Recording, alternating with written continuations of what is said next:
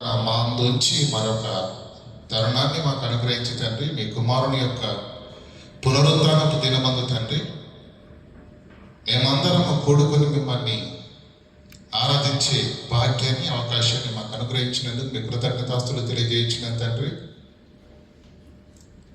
మీరు అనుగ్రహించినటువంటి ఈ తరుణంలో మా బ్రతుకులను వెలిగించుటకు అవసరమైనటువంటి ప్రతి మాటను తండ్రి పరిశుద్ధాత్మ దేవుని సహాయం చేత మాకు అందించవలసిందిగా వేడుకుంటూ, వినగలిగే చెవులను, గ్రహించగలిగే మనస్సును మీ పిల్లలకు సత్యాన్ని సమపాలను విభజించి వివేకంతో బోధించగలిగే జ్ఞానాన్ని, ఆత్మ సహాయాన్ని నాకు అనుగ్రహించి తండ్రి, మీ నామాన్ని మహిమపరచడానికి తండ్రి, మీ కుమారుడు ఇచ్చినటువంటి ఈ వాక్యాన్ని గణపరచడానికి కృప సహాయాన్ని దయచేసి మనుషులుగా మమ్మల్ని మేము తగ్గించుకొని నీ నామాన్ని మహిమపరిచే భాగ్యాన్ని మాకు అనుగ్రహించవలసిందిగా వేడుకుంటూ, క్రీస్తు నామాన్ని ప్రార్థనని వేడుకుంటున్నామా పరమ తండ్రి, ఆమేన్. ప్రియులారా, మరి దేవుని మహాకృపను బట్టి మరొక తరుణాన్ని మనకు దేవుడు అనుగ్రహించాడు. మరి వింటున్నటువంటి ప్రతి ఆరాధనలో దేవుని యొక్క వాక్కును మనం వింటున్నాం. ఎవరి వాక్కునండి? పరలోకమందున్న దేవుడు నీకు నాకు చెబుతున్న మాట. రేడియోలో వచ్చిందంటే ఆ మాట నీకు ఎవరు చెప్పారు? రేడియో చెప్పింది. టీవీలో వస్తే టీవీ చెప్పింది. సంఘానికి వస్తే పాస్టర్ చెప్పాడు. కానీ మాట ఎవరిది? దేవునిది. ఒకవేళ ఆ మాటకు లోపడకపోతే ఎవరి మాటకు లోపడట్లేదు మనం. గనుక పిల్లరా, దేవుని వాక్యం అంటే మరి నిర్లక్ష్య వైఖరి అనేది అస్సలు మంచిది కాదు. భూమి మీద ఉన్న వైద్యుడు చెప్పినటువంటి సూచనలు పాటించకపోతే ఏమవుతుంది?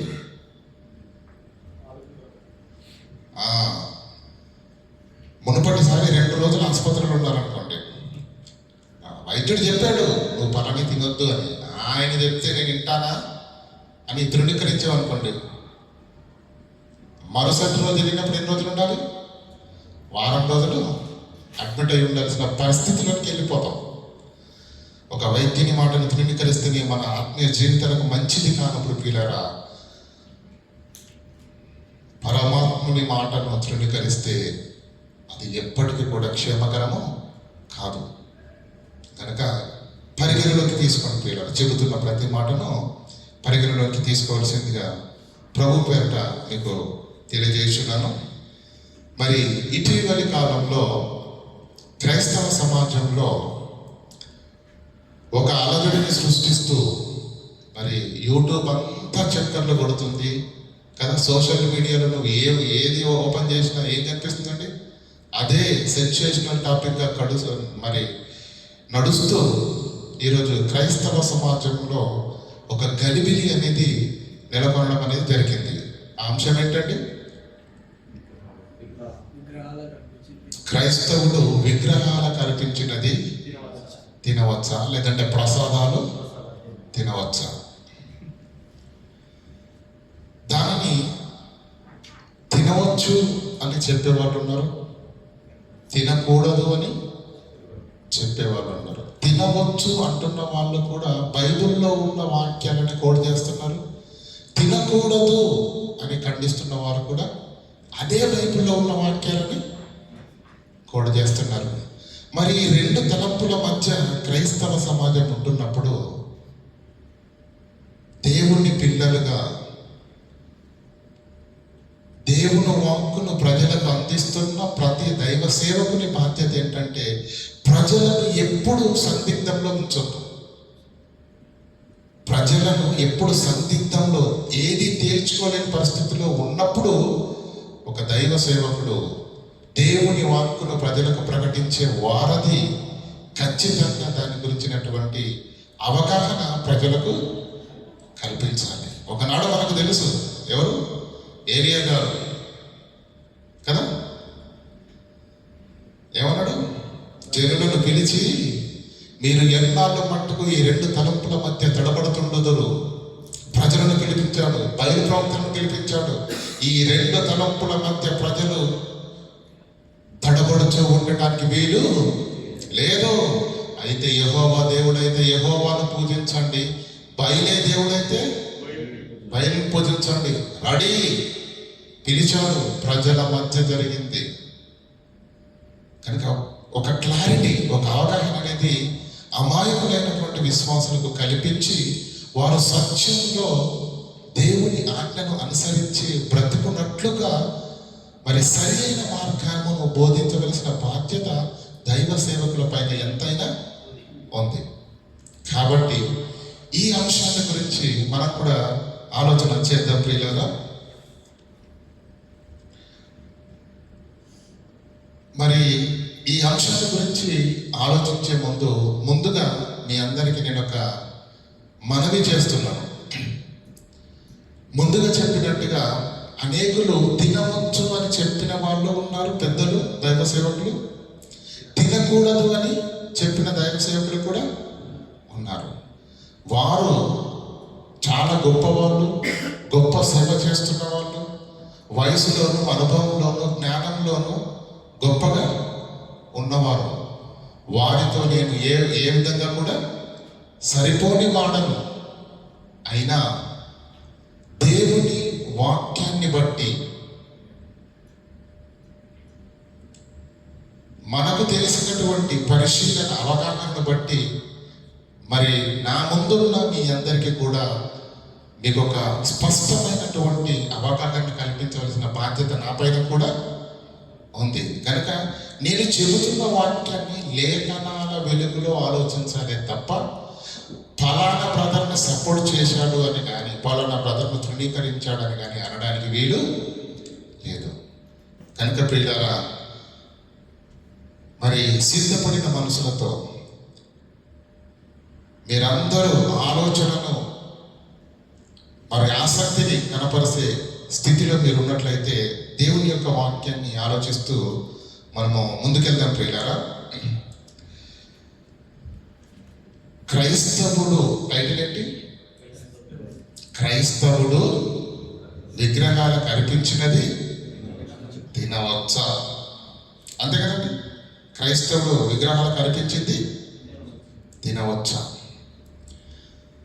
తినవచ్చా అని మాట్లాడే ముందు క్రైస్తవుడు అనే పదాన్ని మనం ఉపయోగించాం కదా. ఇంతకీ ఎవరు క్రైస్తవుడు? ఎవరు క్రైస్తవుడు? ఎవరిని క్రైస్తవుడు అంటారు?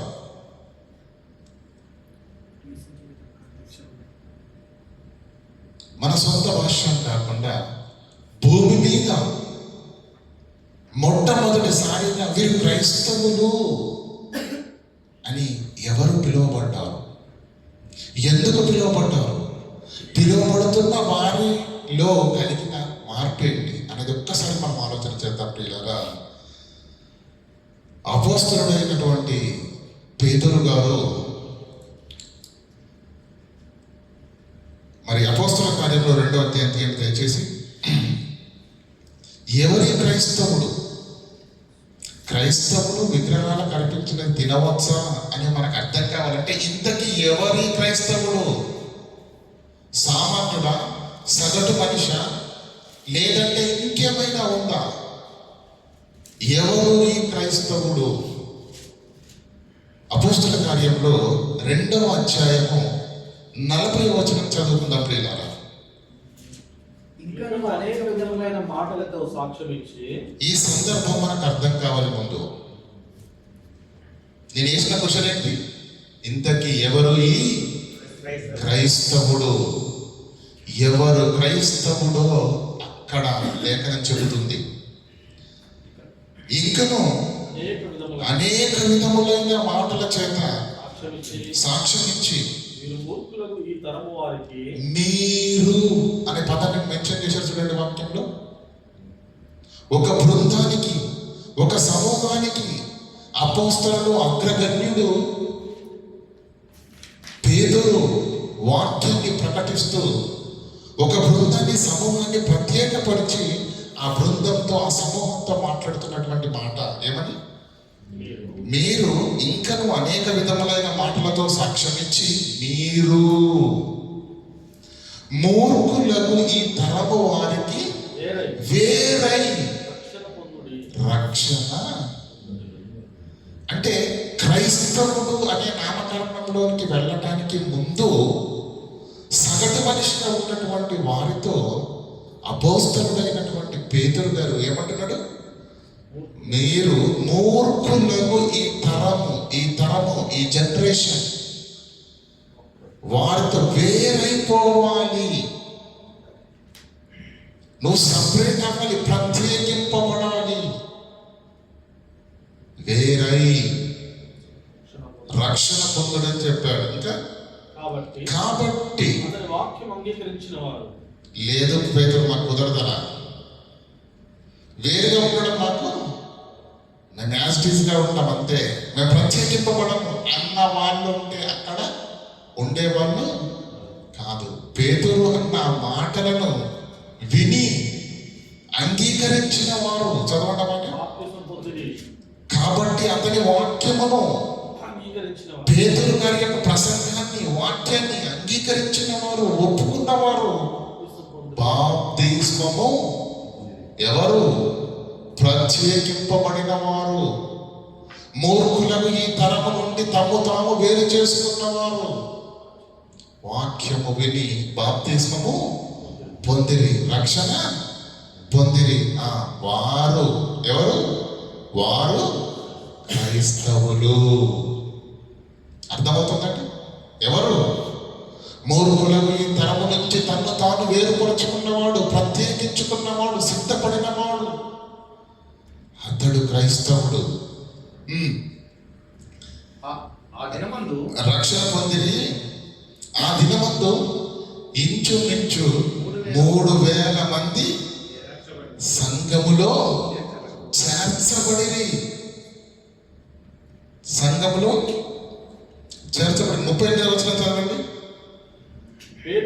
పేతురు అదే ఆ పేతురు గారు వారికి అదే మాట చెప్తున్నాడు. ఏమంటాడు? మీరు మారు మనస్సు పొందాలి. మీరు అన్నాడు. ఇందాక చెప్పాను కదా, ఒక బృందం సపరేట్ గా ప్రత్యేకించబడిన వారిగా ఉన్నప్పుడు వారిని ఉద్దేశించి వారికి మాత్రమే చెబుతున్న మాట. ఎంతమంది ఉన్నారండి? ఇంచుమించు 3,000 మంది బాప్తిస్మానికి సిద్ధపడినప్పుడు ఏమంటాడు? మీరు మారు మనసు పొందాలి, మీరు మారిపోవాలి. ఎలా మారాలి? ఎంత మారాలి? ఎలా దేనితో మారాలి?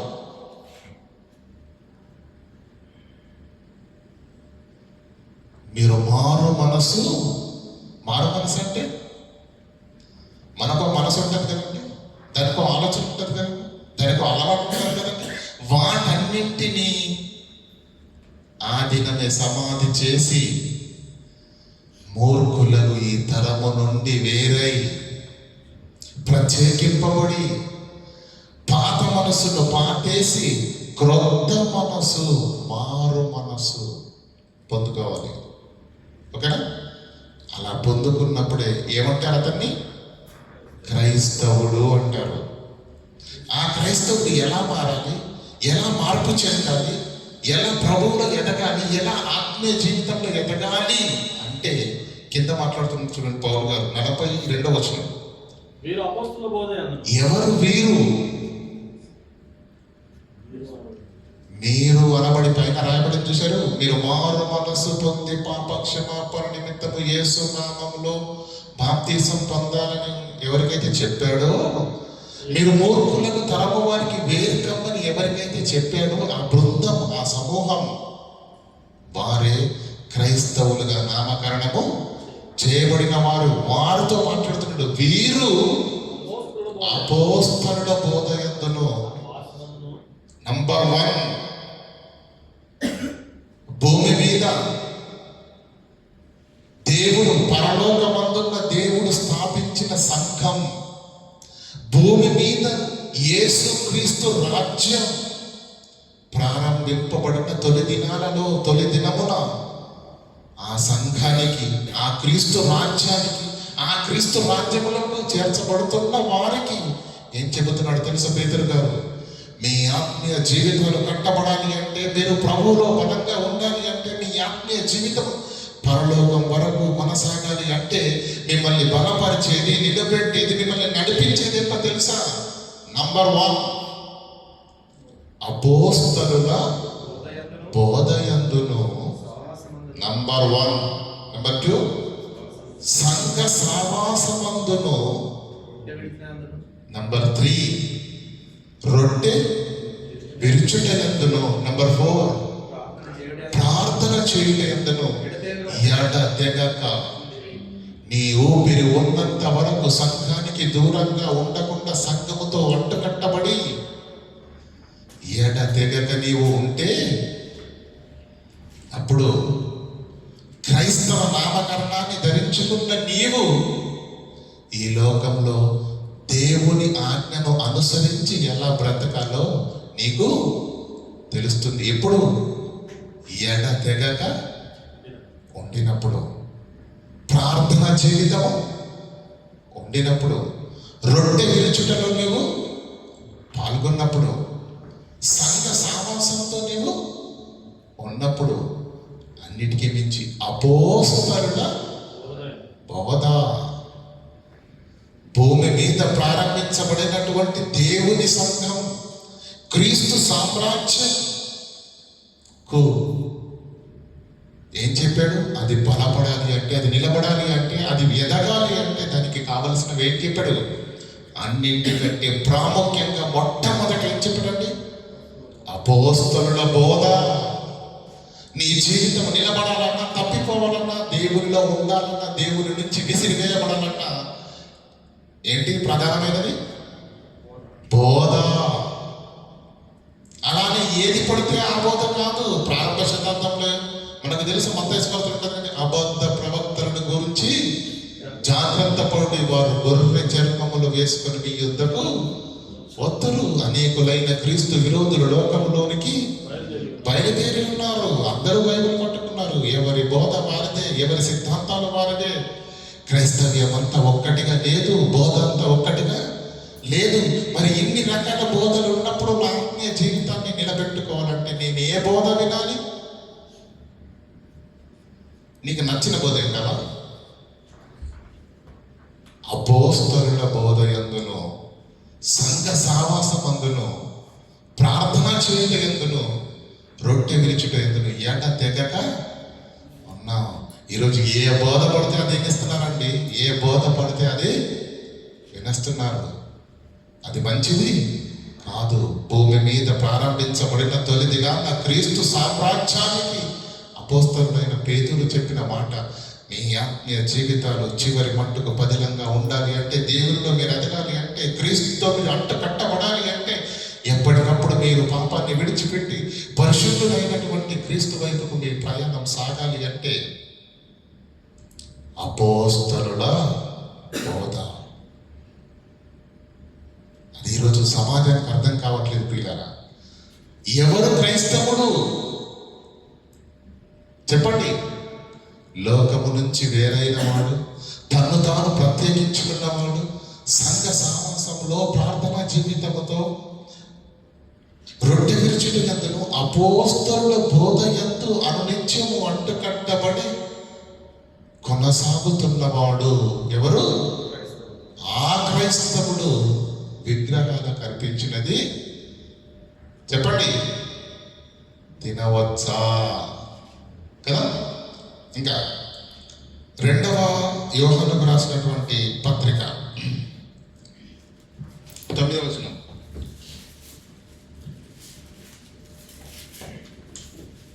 2వ యోహానుకు రాసిన పత్రిక 9వ వచనం. క్రీస్తు బోధ యందు నిలిచి ఉండగా, అపోస్తలుల బోధ యందు ఉండాలని మొదటి మాటల్లో చెప్పాడు. ఇక్కడ ఏమంటాడు?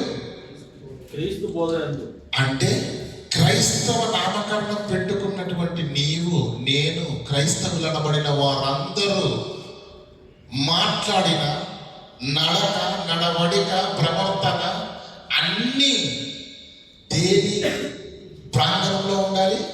క్రీస్తు బోధను అనుసరించే ఉండాలి. క్రీస్తు బోధను అనుసరించక, నిలిచి ఉండక,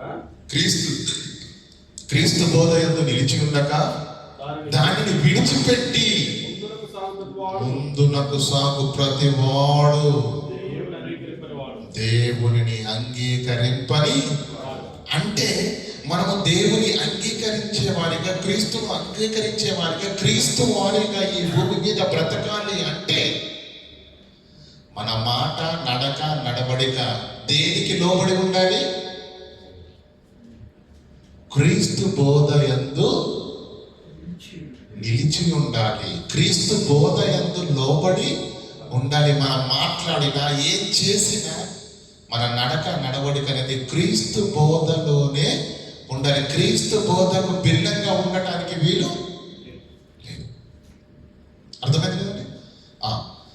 అలాగే మొదటి తిమోతికి రాసిన పత్రిక తీయండి దయచేసి. మొదటి తిమోతికి రాసిన పత్రిక 1వ అధ్యాయము 18 నుంచి చదువుకుందాం ఒకసారి.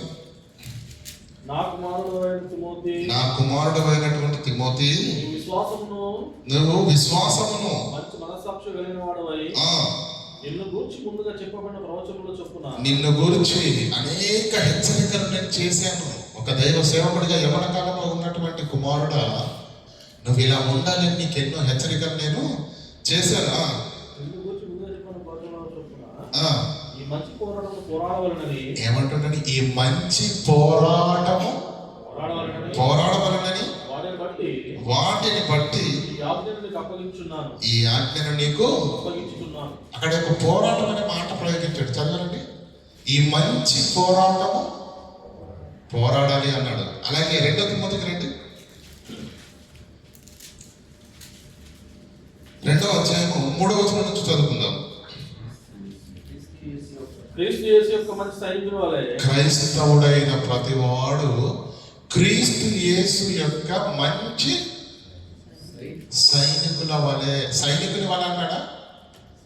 మంచి సైనికుని వలె నాతో కూడా శ్రమను అనుభవించుము. 5వ వచనం చదవండి డైరెక్ట్. మరియు జట్టి అయిన వాడు పోరాడినప్పుడు, సైనికుడు జట్టి అయిన వాడు పోరాడినప్పుడు నియమ ప్రకారము పోరాడకుంటే వాటికి కిరీటం దొరకదు. పోరాడడా లేదా? పోరాడాడు. నియమ ప్రకారము పోరాడితేనేమో కిరీటము దక్కుతుంది. నియమమును ఏమంటే దాటితే, ఉల్లంఘిస్తే, ఏమండి నియమమును మీరితే ఏం జరుగుతుంది? చదవండి. నియమ ప్రకారము పోరాడకుంటే వాడికి దేని గురించి మాట్లాడుతున్నాడు అపోస్తలుడైన పౌలు? ప్రతి క్రైస్తవుని ఆత్మీయ జీవితము వాక్యపు యొక్క ప్రాంగణములోనే ఉండాలి. క్రీస్తు బోధను విడిచిపెట్టి ముందుకు సాగు ప్రతి వాని జీవితము క్రీస్తు నుంచి విసిరివేయబడుతుంది. అపోస్తలుల బోధ కానిది, వాక్యములో లేనిది, దేవుడు చెప్పనిది మన జీవితాల్లో ఉండటానికి వీలు లేదు. నీ ఆత్మీయ జీవితము, నీ ప్రయాణము, నీ భక్తి ఎలా ఉండాలన్నాడు? నియమ ప్రకారము లేకుంటే నీవేం కోల్పోతావు? కిరీటం. అక్కడ యుద్ధాన్ని గురించి చెప్పాడు, పోరాటాన్ని గురించి చెప్పాడు. కానీ అది మన ఆత్మీయ జీవితాలకు ప్రతిబింబించే ఉదాహరణతో చెప్పడం అనేది అక్కడ జరిగింది. అక్కడ నియమ ప్రకారం పోరాడకుంటే అతడు బహుమానం కోల్పోతాడు. నియమ ప్రకారము నీ ఆత్మీయ జీవితం లేకపోతే నువ్వేం కోల్పోతావు? కిరీటం. కదండి. ఏంటప్ప కిరీటం?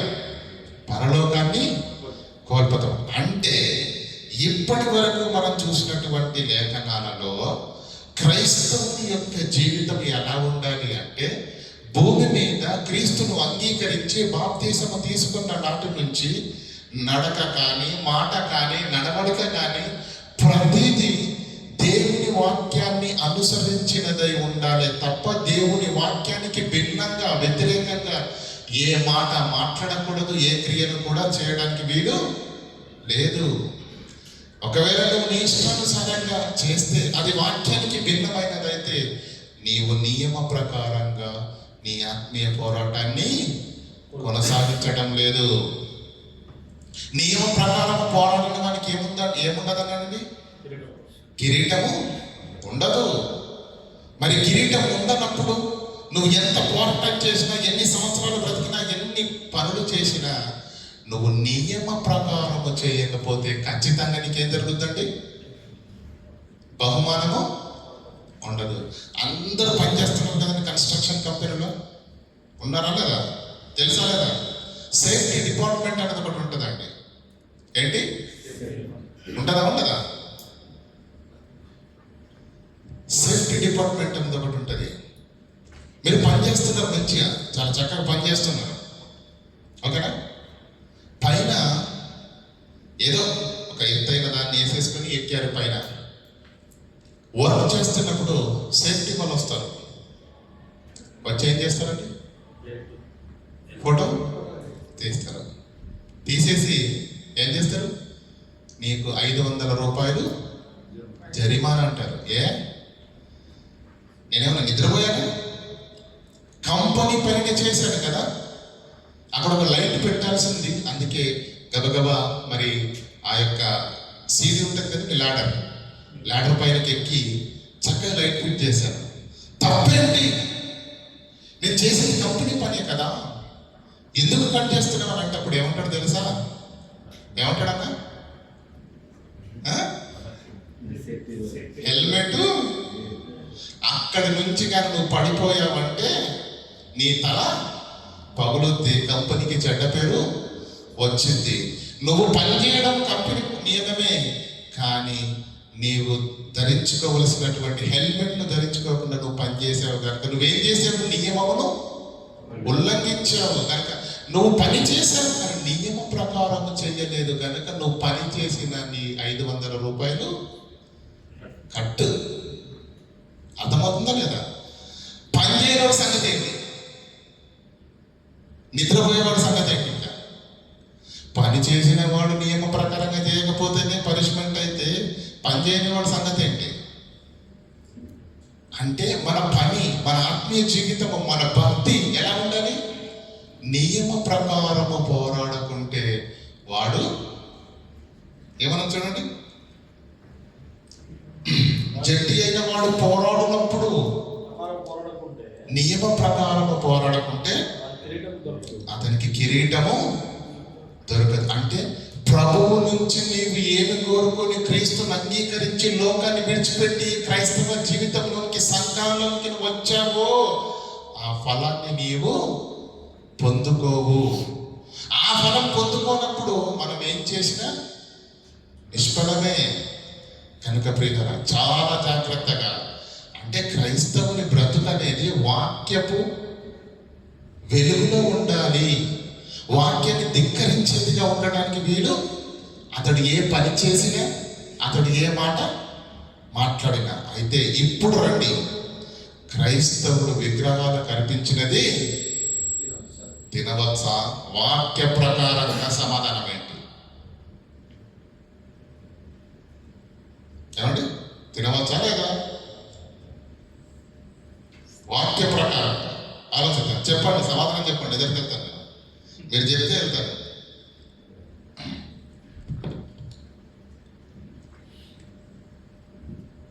చెప్పండి చెప్పండి బ్రదరు. తినకూడదా? తినచ్చా? తినకూడదు. ఇంకా అందరూ ఒకటే మాట మీద ఉన్నారా? తినకూడదు. కూడబలుకొని వచ్చారా ఏంటి? వాక్యపు వెలుగులో ఈరోజు సమాజాన్ని గలిబిలి చేస్తున్న అంశం కనుక కొందరు తినచ్చు అంటున్నారు, కొందరు తినకూడదు అంటున్నారు. సమస్య ఏంటంటే రెండు వాక్యంలోనే ఉన్నవి. కానీ సందర్భానుసారంగా వాక్యాన్ని ఎలా అర్థం చేసుకోవాలో మరి ఆ అవగాహన లోపం వల్ల మరి చాలా భయంకరమైన పరిస్థితిలోనికి వెళ్ళిపోవడం అనేది జరుగుతుంది. కనుక విగ్రహాలకు అర్పించినది క్రైస్తవుడు తినవచ్చా అనేది వాక్యపు వెలుగులో లేఖనాలను పరిశీలిస్తూ మనుషులుగా మన భాష్యం చెప్పకుండా దైవ గ్రంథము ఏం చెబుతుంది అని లేఖనాలను మనము పరిశీలిద్దాం. దయచేసి నిర్గమాకాండం తీయండి ఒకసారి. ఈరోజు నెలకొన్న ఈ సమస్య ఈనాటిది కాదు, అది ప్రారంభం నుంచే ఉంది ప్రియులారా. నిర్గమకాండము 20వ అధ్యాయము 3వ వచనం.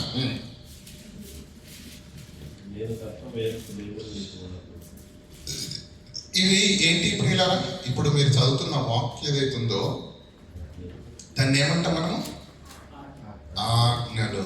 దేవుడు ధర్మశాస్త్రమందు ఇచ్చినటువంటి ఎన్ని?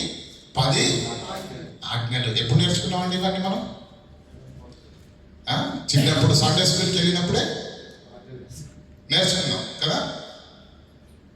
ఎందుకు ఇచ్చాడు దేవుడు వీటిని? భూమి మీద తాను ఎన్నుకున్నటువంటి ఒక జన సమూహము, ఒక జనాంగము మాటి మాటికి తప్పిపోతున్నారు. వీరికి నియమాలు, నిబంధనలు, ఆజ్ఞలు లేకనే వీరు తప్పిపోతున్నారు కనుక వారిని క్రమంలో పెట్టడానికి, క్రమంగా వారిని మార్చడానికి దేవుడు భూమి మీద నరులకు ఇచ్చినటువంటి ఆజ్ఞలు, ధర్మశాస్త్రం ఏదైతే ఉందో వాటిలో ఎన్ని ఆజ్ఞలు ఉన్నాయండి? ఎన్ని ఇవ్వబడ్డాయి మనకు? ప్రధానంగా 10 ఇవ్వబడ్డాయి. ఆ 10లో మొట్టమొదటిది, ప్రాముఖ్యమైనది ఏంటో చదవండి ఇప్పుడు.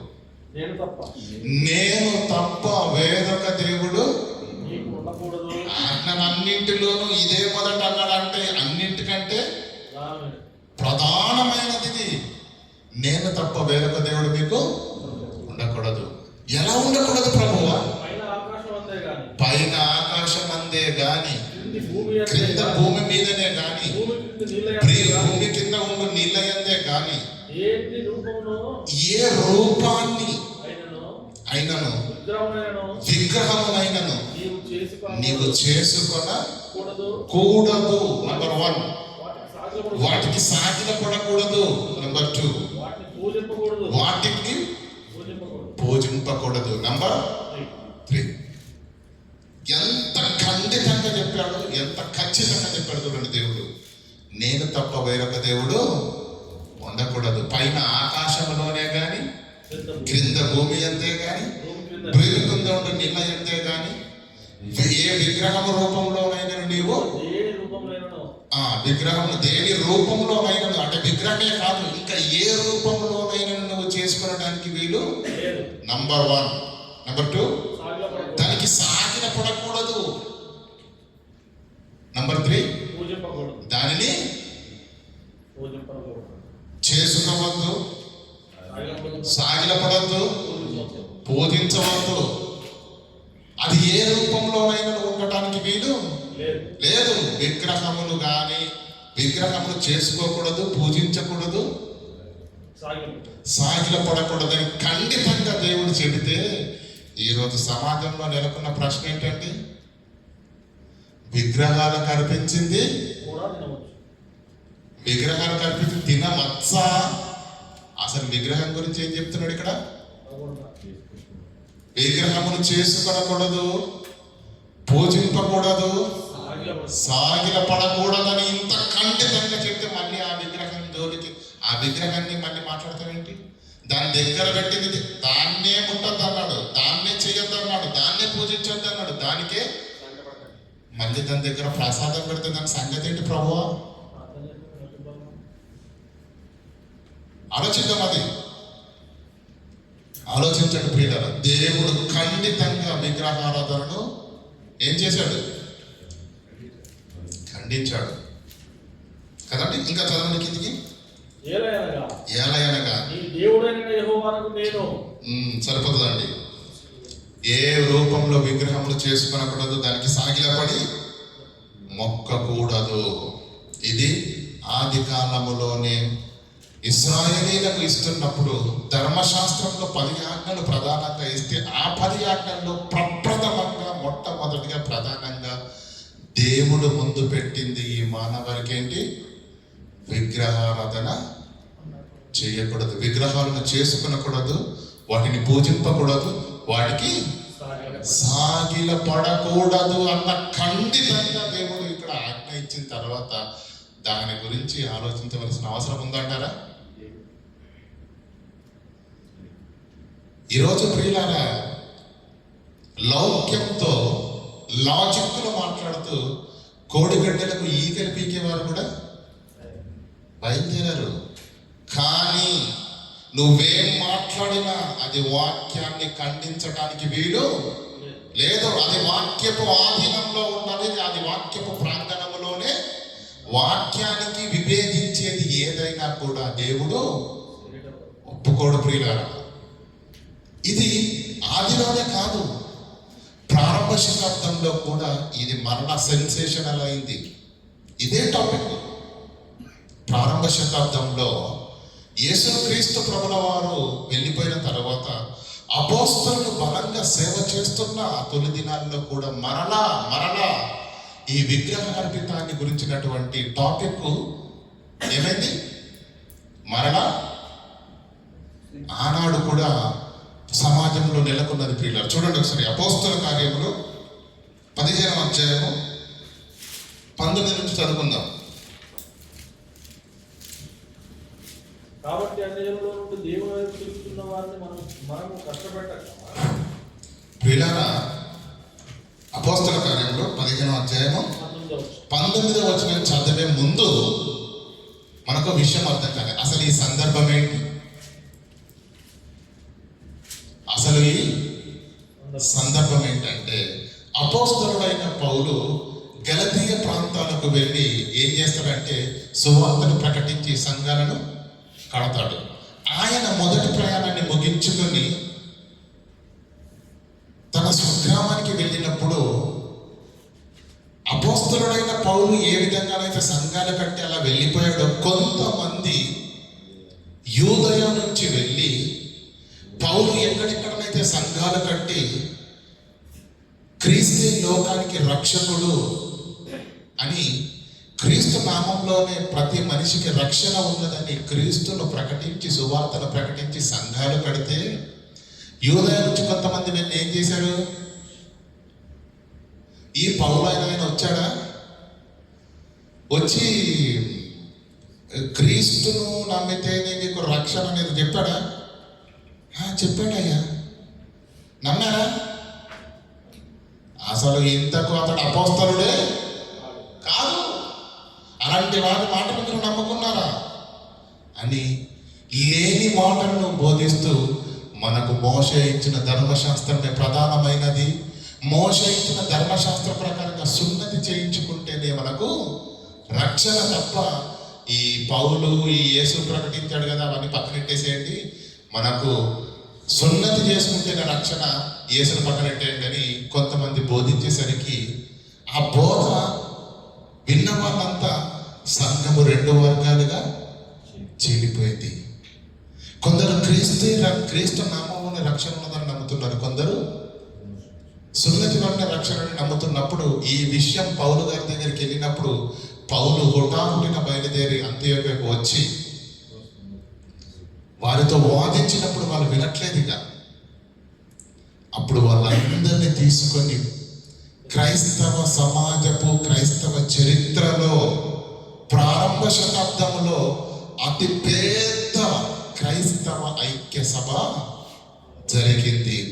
అప్పుడు క్రీస్తు సంఘానికి, క్రీస్తు సామ్రాజ్యానికి స్తంభాలుగా ఉన్నటువంటి అపోస్తలుడు పౌలు గారు కానివ్వండి, పేతురు గారు కానివ్వండి, యాకోబు గారు కానివ్వండి, ఆ పెద్దలందరి సమక్షంలో ఈ సంగతి తేలాలి అని యెరూషలేములో ఉన్న వారి దగ్గరికి పౌలు అంతియోక్య నుంచి బయలుదేరి వారి దగ్గరికి వెళ్ళి, నేను క్రీస్తును ప్రకటించి సంఘాలను కడితే, అయ్యా వీళ్ళందరూ వచ్చేసి మోషే ధర్మశాస్త్రాన్ని వారిపైన రుద్దుతున్నారు, విన్న ప్రజలు 2 వర్గాలుగా చీలిపోయారు కనుక ఇది భవిష్యత్తు తరాలలో తిరిగి రాకుండా ఉండడానికి పెద్దలుగా మీరు నిర్ణయం చేయాలని మీ దగ్గరకు వచ్చామని అన్నప్పుడు, ఆ రోజు వారు ఏం చేశారు అంటే, వారు ఆ సమక్షంలో నిర్ణయం తీసుకున్నారు, కానీ అది అంత్యోక్యలో ఉన్న వారికి వినబడదు కదా.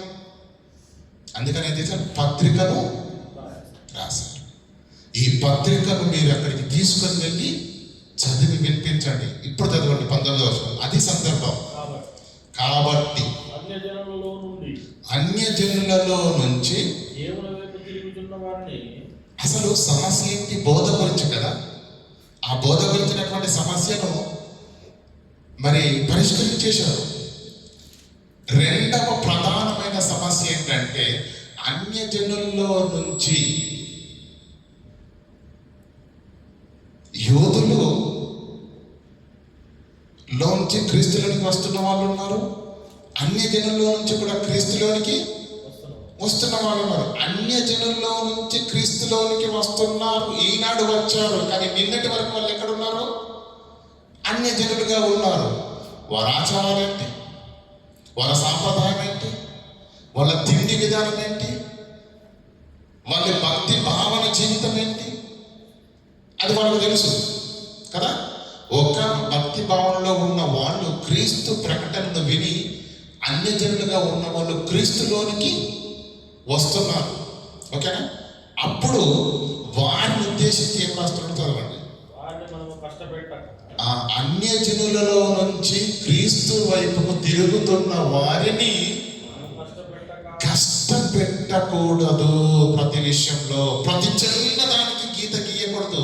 ఇదొద్దు, అదొద్దు, ఇది చేయకూడదు, అది చేయకూడదు అంటే వాడు అట్టయిపోతాడు, దేవునికి దూరంగా వెళ్ళిపోతాడు. అర్థమవుతుందా లేదా? ప్రతి దానికి గీత గీస్తే, ప్రతి దాన్ని ఖండిస్తే, ప్రతి దాన్ని మార్చుకోమంటే అంటే ప్రధానమైన ఉంటవి వాక్యానికి ఆ విషయానికి వచ్చేసరికి దేవుని వాక్యపు వెలుగులో మనము దోషులుగా తీర్చబడతాం. అది ఖచ్చితంగా మార్చుకోవాల్సిందే, దాంట్లో విషయం ఏమీ లేదు. మీకు అర్థం కావడానికి చెప్తాను. మీరేం మాట్లాడుతున్నారో నాకు అర్థం కావట్లేదు అంటున్నారా? అన్యజనులలోంచి దేవుని వైపు తిరుగుతున్న వారి మనసును కష్టపెట్టకూడదు అన్నాడు. ఏ విషయంలో? విగ్రహ సంబంధమైన అపవిత్రత. అది తర్వాత మాట్లాడదాం. కొన్ని విషయాలలో కష్టపెట్టద్దు అన్నాడు, కానీ కొన్ని విషయాలు మాత్రం ఖచ్చితంగా పాటించాలి అన్నాడు. కష్టపెట్టకూడదన్న మాట ఏదో చెప్పమంటారా? మీకు అర్థం కావడం చెప్తున్నా. ఎగ్జాంపుల్, రంగురంగుల బట్టలు వేసుకోవడం అందరికీ ఇష్టమా కాదా? చెప్పండి. నువ్వు క్రైస్తవుడు అయితే, అమ్మా నువ్వు క్రైస్తవురాలు అయితే ఖచ్చితంగా వైట్ అండ్ వైట్ అన్నారు అనుకోండి. ఎంతో మంది ప్రియులారా ఈరోజు అది ఒక సమాజంలో ఒక చిహ్నంగా ఉండిపోయింది. అది దాన్ని ఒప్పుకోరు స్త్రీలు, దాన్ని ఇష్టపడరు, విధవరాండ్రుగా భావిస్తారు. కనుక ఆ ఒక్క దాని కొరకే ప్రియులరా దేవుణ్ణి దూరముగా వాక్యం వింటున్నారు తప్ప క్రీస్తు యుద్ధకు వచ్చి తమ జీవితాన్ని క్రీస్తులో మాత్రము కారణం అక్కడికి వెళితే ఈ దస్తులు ధరించాలి. ఏమంటే తెల్ల బట్టలు వేసుకుంటే పరలోకం ఇస్తాడా? నల్ల బట్టలు వేసుకున్నట్టుకి కూడా, పూల చుట్టూ వేసుకున్నట్టుకి కూడా దేవుడు? చెప్పండి. అంటే ఈ విషయంలో మనము అన్యజనుల్లో నుంచి దేవుల్లోనికి వస్తున్న వారికి గీత గీయొచ్చా? నీకు ఇష్టం ఉంటే వేసుకో, నాకు ఇబ్బంది అంటే నో ప్రాబ్లం, నువ్వు పూల చొక్కానే వేసుకోవాలి, నాకేం ఇబ్బంది లేదు. అర్థమవుతుందా లేదా? అంటే అన్యజనుల్లో నుంచి దేవుల్లోనికి వస్తున్న వారి విషయంలో కొన్ని విషయాలలో మనసు కష్టపెట్టద్దు అని చెప్పాడు. కొన్ని విషయాలు మాత్రం ఖచ్చితంగా పాటించాలి అన్నాడు. కష్టపెట్టొద్దు అని చెప్పిన దాంట్లో చాలా విషయాలు ఉన్నవి. అది ఇప్పుడు నేను మాట్లాడదలుచుకోలేదు. మీకు అర్థం కావడానికి చెప్పాను బట్టల గురించి. ఏమన్నా పూల చొక్కా వేసుకుంటే, రంగురంగుల వస్త్రాలు ధరించుకుంటే దేవుడికి నచ్చదా? అంటే దేవుడు చెప్పనిది ఏదైనా సరే మన ఇష్టం, కానీ దేవుడు చెప్పినవి కొన్ని ఉంటాయి, దాన్ని మాత్రము దాటడానికి వీలు లేదు. ఇది ఏంటంటే మనసు కష్టపెట్టకూడదంటే ఈ చిన్న చిన్న విషయాల్లో పట్టించుకోకండి అని చెప్పాడు పేతురు గారు. కానీ ప్రధానమైనవి ఇప్పుడు చదవండి అన్న. విగ్రహం సంబంధమైన పవిత్రతను, అన్యజనుల్లో నుంచి క్రీస్తులోనికి వస్తున్న వారిని మనసును కష్టపెట్టక విగ్రహ సంబంధమైన అపవిత్రతను, ఆ విషయంలో కష్టపెట్టకండి. కానీ ప్రధానమైన ఏంటి? విగ్రహ సంబంధమైన అపవిత్రత, జారత్వమును, గొంతు పిసికి చంపిన దానిని, రక్తమును విసర్జించుటకు వారికి పత్రిక రాస్తున్నాడు. ఏ విషయంలోనండి? విగ్రహ సంబంధమైన అపవిత్రత, జారత్వము, గొంతు పిసికి చంపింది మరియు రక్తమును విసర్జించుటకు వారికి పత్రిక రాస్తున్నాడు. ప్రారంభ శతాబ్దంలో క్రైస్తవ సమాజంలో జరిగిన అతిపెద్ద క్రైస్తవ పెద్దల ఐక్య సభలో తీసుకున్న నిర్ణయం ఏంటో తెలుసా? వాళ్ళు అన్యజనులైనా సరే, క్రీస్తులో ఉన్నవారైనా సరే, ఎవరైనా సరే విగ్రహ సంబంధమైన అపవిత్రత జోలికి వెళ్ళటానికి వీలు లేదు. నంబర్ 1 జారత్వము చేయకూడదు. గొంతు పిసికి చంపినది తినకూడదు. మరియు రక్తమును విసర్జించాలి. ఇవి ఏ విధంగా కూడా మా క్రైస్తవుల జీవితంలో ఉండటానికి వీలు లేదు. ఖండితంగా దేవుని యొక్క వాక్యం సెలవిస్తుంది. ప్రారంభ శతాబ్దంలో ఉన్న అపోస్తలులు, పెద్దలు, పేతురు కంటే గొప్పవారు ఎవరున్నారండి? పౌలు కంటే గొప్పవారు ఎవరున్నారండి? యాకోబు కంటే గొప్పవారు ఎవరున్నారండి? ఆ ఐక్య సభలో, క్రైస్తవ పెద్దల ఐక్య సభలో తీసుకున్న నిర్ణయం ఆనాడు నెలకొన్నటువంటి సమస్యకు అపోస్తలుడు ఇచ్చినటువంటి నిర్ణయం ప్రియులారా. అది కింద చదవండి, ఇంకో మాట ఉంటుంది 28వ వచనంలో. విగ్రహంలో కనిపించిన వాటిని 25 నుంచి చదువుకుందామండి. 25 లేదండి, కంటిన్యూషన్ చదవండి. ఏలయనగా సమాజ మందిరములలోను ప్రతి విశ్రాంతి దినమున మోషే లేఖనములను చదవటం వలన మునుపటి తరముల నుండి అతని నియమమును ప్రకటించువారు ప్రతి పట్టణంలో ఉన్నారు. అంత్యోకయలో మాత్రమే కాదు, ప్రతి పట్టణంలో ఉన్నారు. రాబోయే తరాల్లో కూడా ఈ సమస్య తలెత్తే అవకాశం ఉంది. కనుక సార్వత్రిక క్రైస్తవ సంఘానికి తెలుపుతున్న మాట, భావితరాలకు కూడా వర్తించే మాట. ఇవి అంత్యోకయలో ఉన్న వారికే కాదు, ప్రతి పట్టణంలో ఉన్నారు. ఈ సమస్య రాబోయే తరాలకు కూడా చెందుతుందండి. రాబోయే తరాలకు కూడా అవసరమైన నిర్ణయాన్ని దేవుడు రాయించాడు. కింది చదవండి. అప్పుడు సహోదరులలో ముఖ్యులైన మారుపేరు గల యూదాను శీలను తమలో ఏర్పరచుకోను పౌలుతోను బర్నబాతోను అంత్యోకయకు పంపుట యుక్తమని అపోస్తలులకు పెద్దలకు సంఘమంతటికి తోచెను. 25వ వచనం చదవండి. కనుక మనుషులను ఏర్పరచి మన ప్రభువైన యేసుక్రీస్తు పేరు కొరకు తమ్ముడు తాము అప్పగించుకున్న బర్నబా, పౌలు అను మన ప్రియులతో కూడా. మనుషులను ఏర్పరచంటే ఎసంటి మనుషులు వాళ్ళు? ఎసంటి మనుషులు? ప్రభువైన యేసుక్రీస్తు పేరు కొరకు పేరిట తమ్ముడు తాము సేవకు సమర్పించుకున్న పౌలను వారు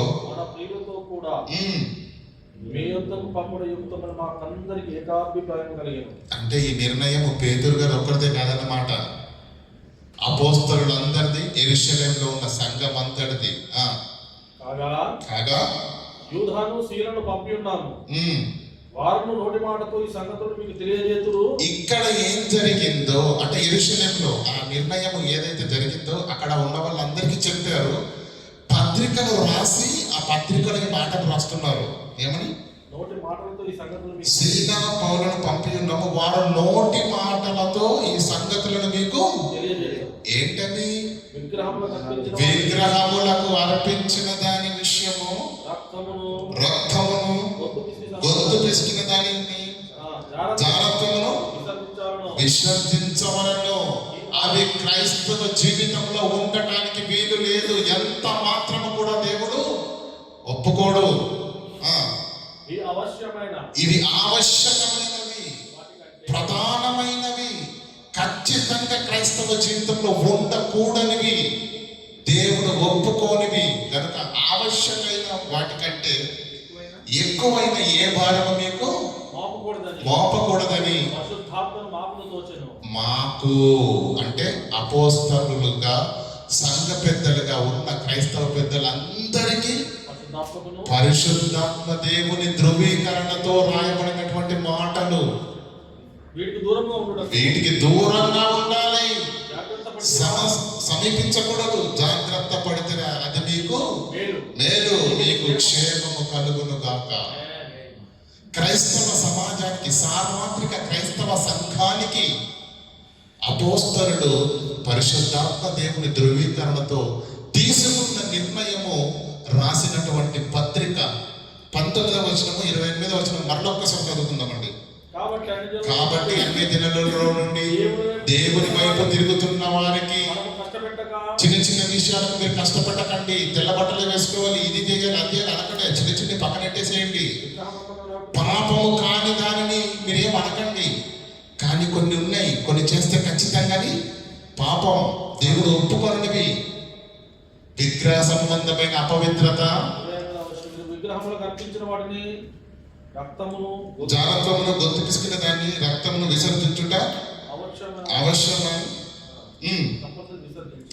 విసర్జించాలి. ఖండితంగా చెప్పాడే తప్ప ఎక్కడ కూడా మరొక విధంగా మాట్లాడినట్టు ఇంతవరకు చూసినటువంటి లేఖనాలను బట్టి మీకు ఏమర్థమైంది చెప్పండి? పరిశుద్ధాత్మకు క్రైస్తవ పెద్దలు అందరూ తీసుకున్న నిర్ణయము అది క్షేమము మీకు. దానికి దూరంగా ఉండిరా మీకు అది మీరు జాగ్రత్త పడాలి.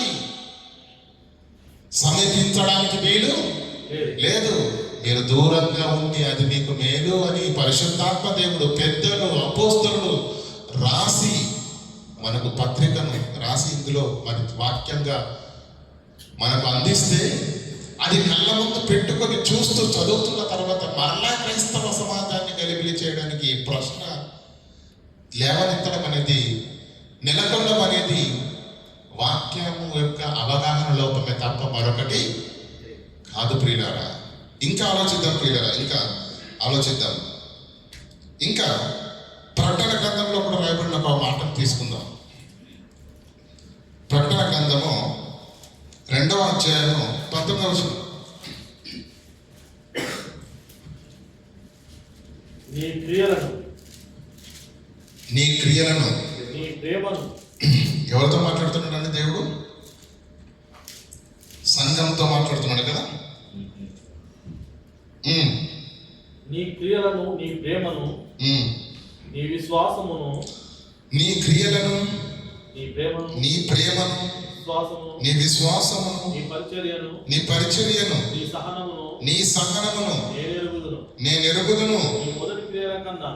నీ మొదటి క్రియల కన్నా నీ కడపటి క్రియలు మరి ఎక్కువ అయినవి. అంటే ఒక సంఘాన్ని ఉద్దేశించి మాట్లాడుతూ దేవుడు అప్రిషియేట్ చేస్తున్నాడు. ఏమంటున్నాడు? నీ క్రియలను, నీ ప్రేమను, నీ విశ్వాసమును, నీ పరిచర్యను, నీ సహనమును నేను ఎరుగుదును. ఒకప్పుడు ఉన్న దానికంటే నీ క్రియలు ఇంకా ఎక్కువయ్యాయి. వెరీ గుడ్, డెవలప్ అయ్యావు నువ్వు. నీ క్రియలను నేను ఎరుగుదును. కడపడి క్రియల కంటే మరి ఎక్కువైనవని, నీ మొదటి క్రియల కన్నా నీ కడపడి క్రియలు మరి ఎక్కువైనవని ఎరుగుదును. అయినను నీ మీద తప్పు ఒకటి మోపవలసి ఉన్నది. ఏంట తప్పు? ఏంటంటే తాను ప్రవక్తినని చెప్పుకొనుచు తన ప్రవక్తనని చెప్పుకొనుచున్న యెజబేలు అను స్త్రీని నీవు సంఘములో అంటే రూపకాలంకారంగా రాయబడుతుంది పిల్లరా. యెజబేలు పాత నిబంధన గ్రంథంలో ఉంది మనకు కదా. భయంకరమైన స్త్రీ.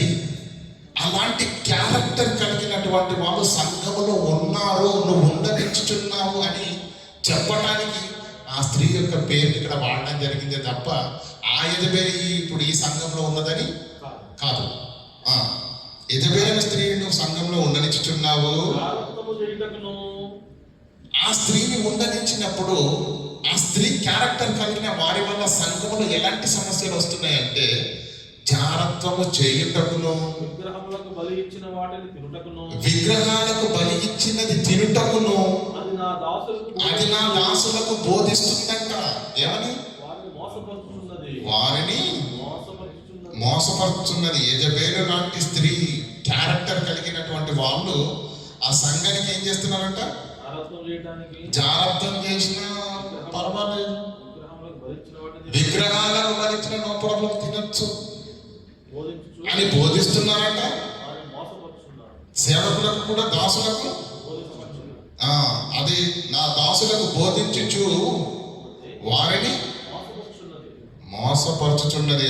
మారు మనసు పొందుటకు నేను దానికి సమయం ఇచ్చి తిని కానీ అది తన తారత్వమును విడిచిపెట్టి మారు మనసు మారే క్యారెక్టర్ కాదు. మారే క్యారెక్టర్ కాని వాళ్ళు ఏం బోధ చేస్తున్నారట? జాగ్రత్తం చేయొచ్చని చెప్తున్నారట. విగ్రహాలకు అర్పించినది కూడా తినొచ్చు అని చెబుతున్నారట. అప్పుడు దేవుడు ఏమంటున్నాడు? మారు మనసు పొందుటకు నేను సమయం ఇచ్చి తిని కానీ మారు మనసు విడిచిపెట్టి మారు మనసు పొందనలేదు. ఇదిగో నేను దానిని మంచము పట్టించి దానితో కూడా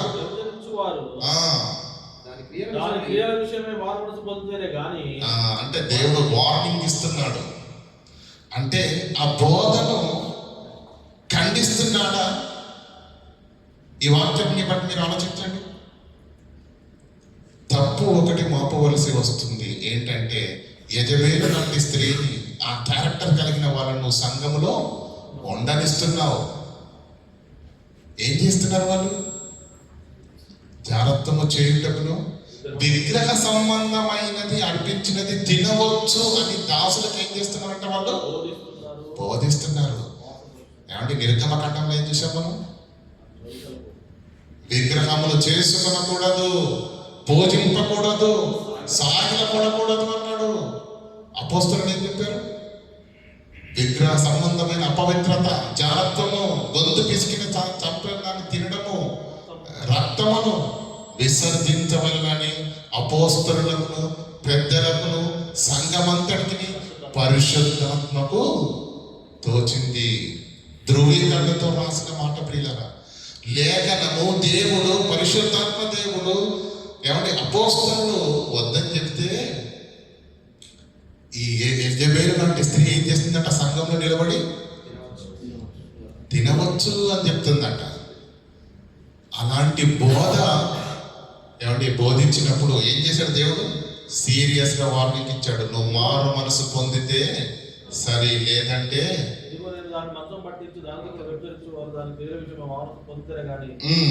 బహు శ్రమల పాలు చేయుచును. అంటే ఇక్కడ కూడా విగ్రహ సంబంధమైన దాన్ని తినొచ్చు అన్న మాట విషయంలో దేవుడు ఎంత సీరియస్ అవుతున్నాడు అంటే దాన్ని ఖండించాడు. అవునా లేదా? ఖండించాడు కదా? ఇప్పుడు చెప్పండి, విగ్రహ సంబంధమైన విగ్రహాలకు అర్పించిన దానిని తినొచ్చా? చెప్పండి. తినకూడదు. కొంచెం గట్టిగా చెప్తే నాకు అర్థమవుతుంది. తినకూడదు. విగ్రహాలకు అర్పించిన ప్రసాదం తినొచ్చా?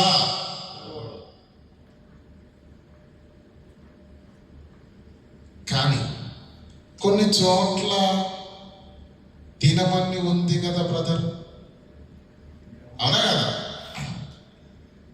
తినొచ్చా తినకూడదా? లాజిక్ ఏముంటుందండి? దేవుడు సృజించిన ప్రతి వస్తువు మంచిది, కృతజ్ఞతాస్తుతులు చెల్లించి తీసుకున్న ఎడల ఏది నిషేధింపదగినది. Very good. ఆ వాక్యాన్ని అప్లై చేస్తే ఇక్కడ కుదరదు. మంచిగా చెప్తాను, వినండి, జాగ్రత్తగా చెప్తాను. ప్రకృతి అంతా దేవుడు మనిషికి ప్రసాదించిందా కాదా? గట్టి ఏమంటే దయచేసి అందరూ చాలా జాగ్రత్తగా వినాలి. భూమి దేవుడు మనిషికి ప్రసాదించిందేనా? చెప్పండి. పళ్ళు దేవుడు మనిషికి, కూరగాయలు దేవుడు మనిషికి ప్రసాదించింది, పంటలు దేవుడు మనిషికి, ప్రకృతిలోని ప్రతి అణువణువు దేవుడు మనిషికి ప్రసాదించాడా లేదా? అంటే ఇదంతా ప్రసాదమా కాదా? చెప్పండి, గట్టిగా చెప్పండి. దేవుడు మనిషికి ప్రసాదించిన ప్రసాదం ఇది. అంటే ప్రసాదమే దేవుడు ముందిచ్చాడు, అనా కదా? ప్రసాదం ముందిచ్చాడు, ప్రసాదం తర్వాత వచ్చాడు లోకంలోకి, అంతేనా కదా? ప్రసాదము ముందిచ్చాడు. దేవుడిచ్చిందంతా ప్రసాదమే. దేవుడిచ్చిన దాన్ని నీకిచ్చాడు తినమని, అది వేరు. చదువుకుందాం ప్రియులారా, చదువుకుందాం. ఎందుకంటే ఈ మాటలు కూడా కోడ్ చేస్తున్నారు కాబట్టి మనం మాట్లాడాల్సి వస్తుంది. తిమోతికి రాసినటువంటి మొదటి పత్రిక 4వ అధ్యాయం చదవండి, మొదటి నుంచి. అయితే కడవరి దినములలో కొందరు అబద్ధికుల వేషధారణ వలన, ఆ పదాన్ని చాలా జాగ్రత్తగా అండర్లైన్ చేయండి. కడవరి దినములలో కొందరు అబద్ధికుల వేషధారణ వలన, మోసపరచు ఆత్మయందును, అబద్ధికుల వేషధారణ వలన మోసపరచు ఆత్మలయందు, దయ్యముల బోధయందును, మోసపరచు ఆత్మలయందును, పరిశుద్ధాత్మయందును కాదు, మోసపరచు ఆత్మలయందును, దయ్యముల బోధయందును, అపోస్తలుల బోధయందు కాదు, దయ్యముల బోధయందును లక్ష్యముంచి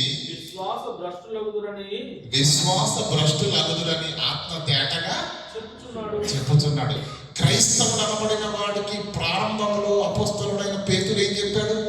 అపోస్తలుల బోధన వినమన్నాడు, అవునా కదా? కానీ ఇక్కడ ఏమంటుండు? ఇక్కడ ఏం జరుగుతుందట? కడవరి దినములలో కొందరు అబద్ధికుల వేషధారణ వలన మోసపరచు ఆత్మలయందును, దయ్యముల బోధయందు, అపోస్తలుల బోధయందు లక్ష్యముంచరా? పరిశుద్ధాత్మ దేవుని యందు లక్ష్యముంచరా? కడవరి దినాలలో లక్ష్యముంచరు అని చెప్తున్నాడు ఆత్మ. దయ్యముల బోధయందును లక్ష్యముంచి విశ్వాస భ్రష్టులగుదురు అని ఆత్మ తేటగా చెబుతున్నాడు. భవిష్యత్తు చెప్పేశాడు. రాబోయే దినాల్లో, కడవరి దినాలలో ఇలాగే ఉంటది. పరిశుద్ధాత్మను నమ్మరు, మోసపరచు ఆత్మను నమ్ముతారు. అపోస్తలుల బోధ నమ్మరు, దయ్యముల బోధ యందు లక్ష్యముంచి విశ్వాసులు ఏమవుతారట? విశ్వాస భ్రష్టులు అవుతారు అని చెప్పాడు. ఇంకేం చదువుతున్నా చూడండి. ఆ అబద్ధికులు, ఏ అబద్ధికులు? కడవరి దినములలో కొందరు అబద్ధికులు వేషధారణ వలన, కొందరు అబద్ధికులు, కడవరి దినంలో కొందరు అబద్ధికులు అని అన్నాడు కదా. అదే అబద్ధికుల గురించి 3వ వచనంలో మాట్లాడుతూ, ఆ అబద్ధికులు వాత వేయబడిన మనస్సాక్షి కలిగిన వారై, వాళ్ళు ఏం చెప్తున్నారంట? వివాహం చేసుకునకూడదు, సత్య విషయమైన అనుభవ జ్ఞానము లేక గల విశ్వాసులు, అనుభవ జ్ఞానము గల విశ్వాసులు, సత్య విషయమైన అనుభవ జ్ఞానము గల విశ్వాసులు కృతజ్ఞతాస్తుతులు చెల్లించి పుచ్చుకొను నిమిత్తము, కృతజ్ఞతాస్తుతులు చెల్లించి పుచ్చుకొను నిమిత్తము దేవుడు సృజించిన ఆహార వస్తువులలో, దేవుని సృజించిన ఆహార వస్తువులలో కొన్నింటిని తినుట మానివేయవలనని చెప్పుచుందురు. ఇక్కడి వరకు వారి గురించి రాయబడిన మాట అండి. ఏం చేస్తారట వాళ్ళు? ఆ అబద్ధికులు వాత వేయబడిన మనస్సాక్షి కలిగిన వారే. నెంబర్ 1 వివాహాన్ని నిషేధిస్తారంట. నెంబర్ 2 సత్య విషయంలో అనుభవ జ్ఞానం కలిగినటువంటి విశ్వాసులు కృతజ్ఞతాస్తుతులు చెల్లించుకొని పుచ్చుకొని నిమిత్తము దేవుడు సృష్టించిన దేవుడు ఆహారం సృజించిన ఆహారములలో వస్తువులను కొన్నింటిని తినుట మానవాలనని మానవ, అంటే ఇది తింటే మీరు పరలోకము రాదు, ఇక ఇది తినాలి ఇది తినకూడదు అని ఆహారాన్ని కూడా వాళ్ళు ఏం చేస్తారట, ఇది తినొచ్చు ఇది తినకూడదని ఆహారం పైన కూడా వారు నిర్బంధము చేస్తారు. ఒకసారి ఆలోచించండి ప్రియులారా, దేవుడు ఆహారాన్ని బట్టి మనిషికి పరలోకం ఇవ్వడం అనేది జరగదు, ఇవ్వకూడదు అనేది జరగదు. మీకు అర్థం కాదని చెప్తాను. మనం తినే తిండి ఏంటండి? వరేన్నాం ఏమండి? ఆరోగ్యం బాగాలేకపోతే రొట్టె ముక్కలు, అంతేనా? కానీ ఈరోజు నువ్వు క్రైస్తవుడివి, ఓకేనా? ఫిలిపియన్స్ తెలుసు కదండి, ఫిలిపియన్స్ తెలుసా తెలియదా? వాళ్ళు క్రైస్తవులా కాదా? వాళ్ళు ఏం తింటారు చెప్పండి? పంది తింటారు, కుక్క, ఎలుక, పిల్లి,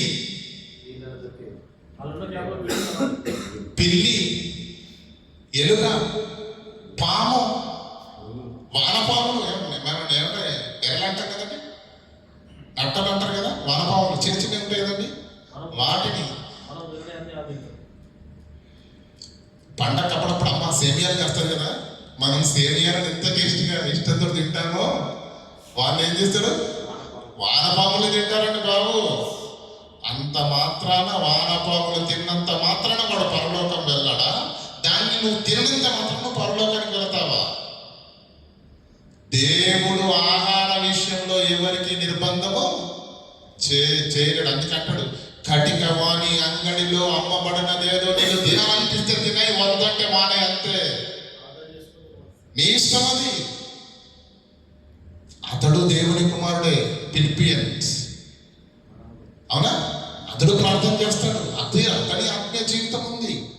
అతడు ఏమంటే ఆ ఎరలను, ఆ ఎలుకలను, ఆ పిల్లలను వీటిని తిన్నంత మాత్రాన దేవుడు తృణీకరిస్తాడా? నువ్వు ఇవి తింటున్నంత మాత్రం నిన్ను తృణీకరిస్తాడా? దేవుడు కింద చదువుతున్నాడు చూడండి, పౌలు గారు అంటున్నాడు, 4వ వచనం, దేవుడు సృజించిన ప్రతి వస్తువు మంచిది, నీకు తినాలనిపిస్తే తిను. దేవుడు చేసిన ప్రతి వస్తువు మంచిది. కృతజ్ఞతాస్తులు చెల్లించి పుచ్చుకొనిన ఎడల ఏది నిషేధింపదగినది కాదు. ఎలాగనగా అది దేవుని వాక్యము వలన, ప్రార్థన వలనను పవిత్రపరచబడుతున్నది. దేవుడు సృజించిన ప్రతి వస్తువు మంచిది అన్నాడు. అంటే లోకంలో ఉండే అన్ని ఆహార పదార్థాల గురించి మాట్లాడుతున్నాడే తప్ప విగ్రహం దగ్గర పెట్టిన దాని గురించి ఇక్కడ మాట్లాడడము లేదు. ఈ సందర్భాన్ని కోడ్ చేయడానికి వీలు లేదు. లోకంలో ఉన్న అన్ని ఆహార పదార్థాలను గురించి మాట్లాడుతున్నాడే తప్ప దేవుడు, కొందరికి ఏమిటి ఎద్దు మాంసం అంటే చాలా ఇష్టం, అవునా కదా?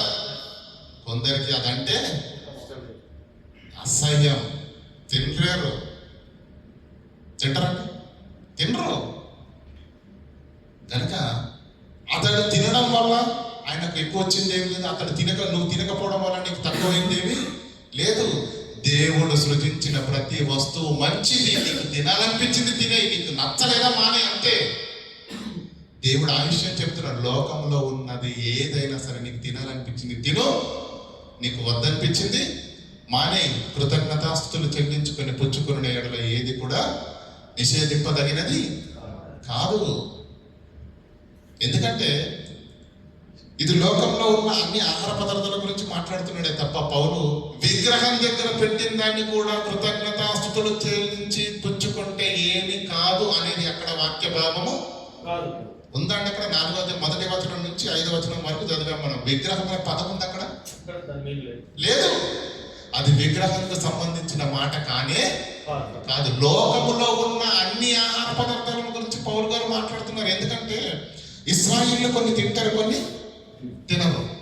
ఇప్పుడు క్రీస్తులోనికి ఇశ్రాయేలీలు వచ్చారు, అన్నిల్లో నుంచి వచ్చారు. ఇప్పుడు వీళ్ళు ఏం చేస్తారు? ఇది తినకూడదు, అది తింటే నువ్వు చర్చకు రావద్దు.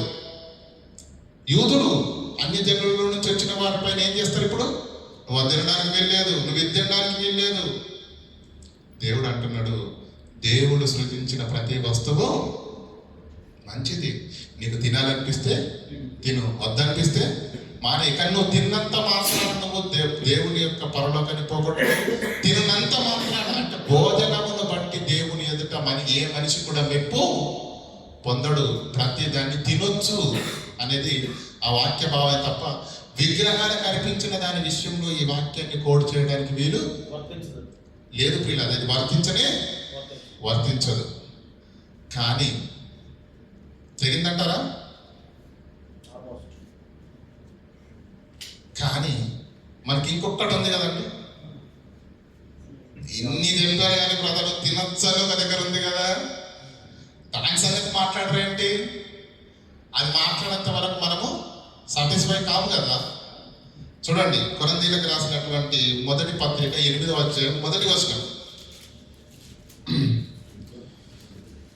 కొరింథీయులకు రాసిన విగ్రహములకు బలిగా అర్పించిన వాటి విషయము మనమందరము జ్ఞానము గలవారము ఎరుగుదుము. మెల్లిగా చదవండి అన్న, మనమందరము జ్ఞానము. దయచేసి అందరూ తీయండి. విగ్రహములకు బలి అర్పించిన వాటి విషయం అని హెడ్డింగ్ పెట్టాడండి. హెడ్డింగ్ పెట్టి ఏమంటున్నాడు? విగ్రహాలకు అర్పించిన దాని విషయం అని హెడ్డింగ్ పెట్టి కిందే మాట్లాడుతున్నాడు, మనమందరము జ్ఞానము గల వారము ఎరుగుదుము. అయితే మన జ్ఞానం ఉంది మంచిదే, కానీ జ్ఞానము ఉప్పొంగజేయును, కానీ ప్రేమ క్షేమాభివృద్ధిని కలుగజేయును. ఈ సందర్భాన్ని ఆలోచించే ముందు ప్రతి ఒక్కరము ఒక విషయాన్ని జ్ఞాపకం చేసుకోవాలి. బైబిల్లో రాయబడిన ప్రతి మాట కొన్ని సార్వత్రిక క్రైస్తవ సంఘం అంతటికి వర్తిస్తాయి. కానీ అపోస్తలుడైన పౌలు రాసిన ఈ మాట కొరింథీ సంఘంలో కూడా ఈ విగ్రహాలకు అర్పించినది తినవచ్చు తినకూడదనే వివాదము నెలకొన్నప్పుడు, ఆ విషయం పౌలు గారికి తెలిసినప్పుడు, ఆయన పత్రికను రాసినప్పుడు, ఆ పత్రికలో 8వ అధ్యాయంలో కొరింథీ సంఘంలో ఉన్న ఆ సమస్యను సద్దు మణిగించటానికి, వారందరికీ అవగాహన కల్పించటానికి కొరింథీ సంఘంలో ఉన్న ఆ సమస్య నిమిత్తము రాయబడిన మాటే తప్ప సార్వత్రిక క్రైస్తవ సంఘానికి అనువాదించుకోవలసిన అవసరత లేదు. అది ఆ సంఘములో ఉన్న సమస్యను నివారించడానికి రాయబడింది. అందుకే హెడ్డింగ్ పెట్టాడు కదా, విగ్రహములకు బలి అర్పించిన దాని విషయము మీరు తెలుసుకోవాలి కాబట్టి రాస్తున్నాను అని రాశాడు. కింది చదవండి అన్న. ఉప్పొంగజేయును, ప్రేమ క్షేమాభివృద్ధిని కలుగజేయును. ఒకడు ఏమైనా తెలుసుకొని అని ఉంటే వాడు తెలుసుకోవలసినట్టుగా ఇంకా ఏమీ తెలుసుకున్నవాడు కాడు. ఒకడు దేవుని ప్రేమించిన అతడు దేవునికి ఎరుకైన వాడే. ఇక్కడ ఏంటి? దేవునికి ఎరుకైన వాడే. ఇప్పుడు 3వ వచనంలో ఏమంటాడు? 4వ వచనంలో కాబట్టి విగ్రహములకు బలిగా అర్పించిన వాటి తినుట విషయము అన్నాడు. ఏమండి? విగ్రహములకు బలి అర్పించిన దాని విషయం అని హెడ్డింగ్ పెట్టి, సబ్జెక్ట్ అది ఓకేనా, పెట్టి కిందేం మాట్లాడాడు? ఏమండి? పైన 8వ వచనం 1వ వచనంలో ఆ హెడ్డింగ్ పెట్టి మనమందరము జ్ఞానం గలవారము, జ్ఞానము ఉప్పొంగజేయును, ప్రేమ క్షేమాభివృద్ధిని కలుగజేయును. ఈ మాటలు ఎందుకు వస్తున్నాయి అక్కడ? హెడ్డింగ్ నువ్వు సబ్ టైటిల్ ఏం పెట్టావు? బలి అర్పించిందని పెట్టినప్పుడు దాని గురించి మాట్లాడవచ్చు కదా. 4వ వచనం దాకా మాట్లాడలేదు. 4వ వచనం వరకు ఏమని మాట్లాడుతున్నాడు?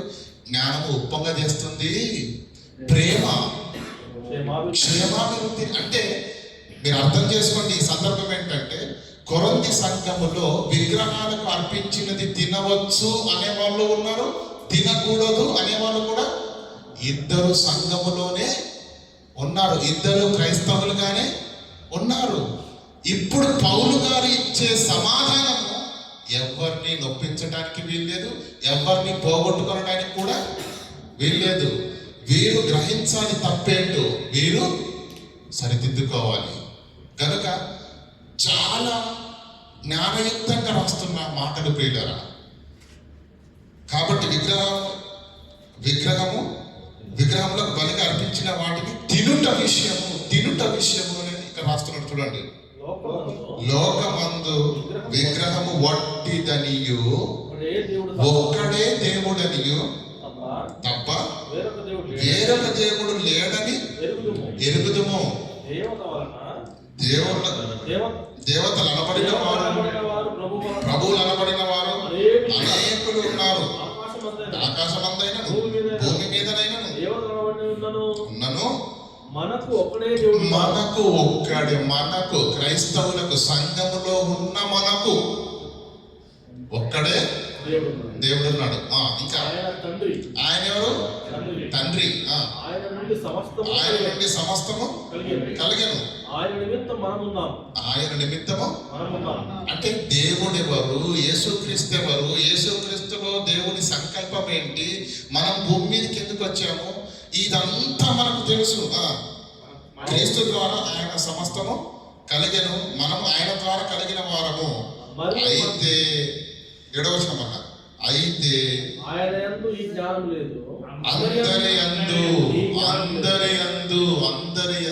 జ్ఞానము లేదు. దేవుడు అందరికీ ఒక్కడేనని, అందరికీ ప్రభువు యేసుక్రీస్తేనని, లోకరక్షకుడేనని, మనమందరం ఆయన సంకల్పంలో పుట్టిన వారమని, తప్పిపోయినప్పుడు మనందరినీ పాప విమోచన కొరకు క్రీస్తు వచ్చాడని, మనమంతా క్రీస్తు వారిగా కడగబడ్డామని, మనమంతా క్రీస్తు వారమని, ఇదంతా మనకు తెలుసు. ఓకేనా? ప్రారంభం నుంచి ఇప్పటి వరకు మనకు తెలుసు. అయితే అందరికీ ఈ జ్ఞానము లేదు. అందరికీ జ్ఞానము లేదు అని ఇప్పుడు ఏం మాట్లాడుతున్నా చాలా జాగ్రత్తగా చదవండి.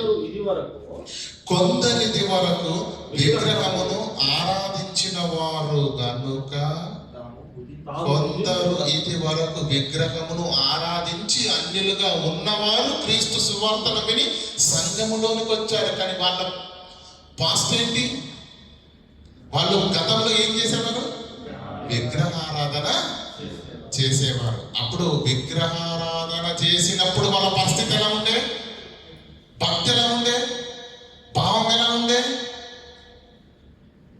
ఒక మెంటాలిటీ అంటే వారు అవగాహనలో నుంచి క్రీస్తులోకి వచ్చారు. అవునా కాదా? ఇప్పుడు చదవండి. కొందరిది వరకు విగ్రహములను ఆరాధించిన వారు గనుక తమ భుజించు పదార్థములు అది దేవుడని వారికి తెలుసు. ఎందుకంటే ముందు అనుకున్నారు కాబట్టి. అది దేవుడని, అది విగ్రహం అని, దేవుడని, అది బలి అని ఎంచి పూజిస్తారు. అందువలన ఏమైపోద్ది అంటే క్రీస్తులోకి రాకముందు దేవుడు అనుకున్నాము, అక్కడ పవర్ ఉంది అనుకున్నాము, దాన్ని తింటే మాకేదో అవుతుంది అనుకున్నా. ఇదంతా ఆలోచించారు కదా వాళ్ళు. ఒకనాడు నెమ్మదిగా క్రీస్తులోనికి వచ్చారు. క్రీస్తులోనికి వచ్చిన తర్వాత మారు మనసు అన్నారు. అవునా? మనిషి మారాలి అన్నాడు. బట్టలు మార్చారు, భాషను మార్చేశారు, ఎన్నో మార్చుకొని దేవునిలో క్రీస్తులో సంఘములో వాళ్ళు నెమ్మదిగా బలపడుతున్నప్పుడు విగ్రహాలకు అర్పించిన దాన్ని కూడా తినేశారనుకో, తినవలసిన పరిస్థితి వచ్చిందనుకో, ఏమైతుంది? విగ్రహములకు బలి ఇవ్వబడినవి ఎంచి భుజించిండ్రనుకో, ఒకవేళ ఏమవుతున్నప్పుడు ఇతన్ని ఇందువలన క్రైస్తవులంటే ప్రత్యేకం అనుకున్నాము. దేవుడు అంటే దేన్ని అంటే విగ్రహారాధన కానీ అపవిత్రతను కానీ దేవుడు అస్సలు ఒప్పుకోడు. పరిశుద్ధుడు, పవిత్రుడు, ఖండితము, ఇన్ని మాటలు విన్నాము.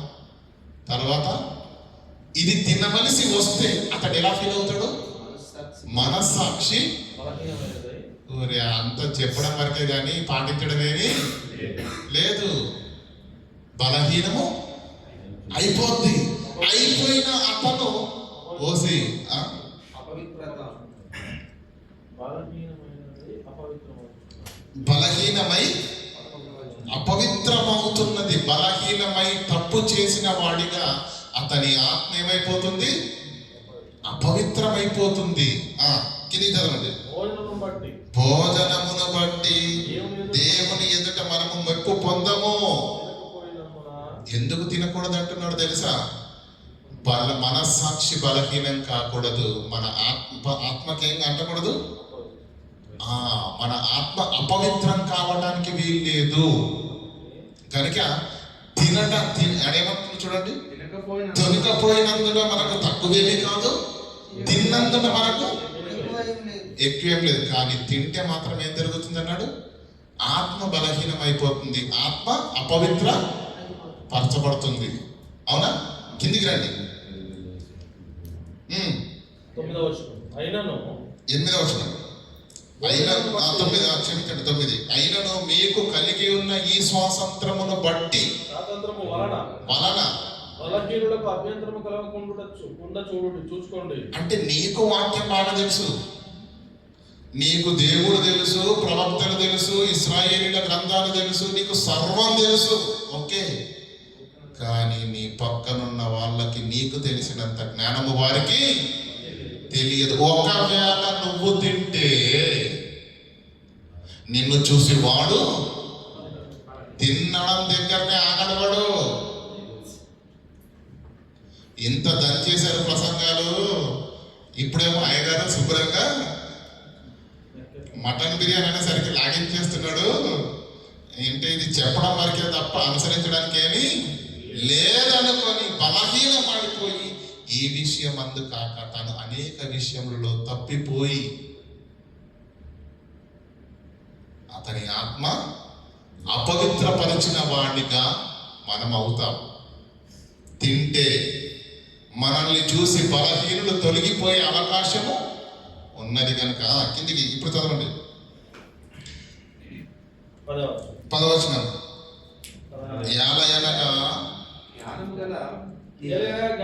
జ్ఞానము కలిగిన నీకు జ్ఞానం ఉంది, నీకు వాక్యం తెలుసు, దయచేసే వాక్యం తెలుసు. ఓకే, జ్ఞానము కలిగిన నీవు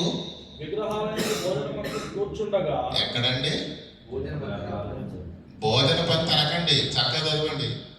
విగ్రహాలయమందు, దేవాలయములో, గుడిలో కూర్చున్నావనుకో, అసలు కూర్చున్నావు అక్కడ కూర్చున్నావనుకో, ఒకడు చూచిన ఎడల అయ్యో పాస్టర్ గారు మీరు ఇక్కడ కూర్చున్నారేంటి, ఇది తింటున్నారేంటి అంటే తినొచ్చా?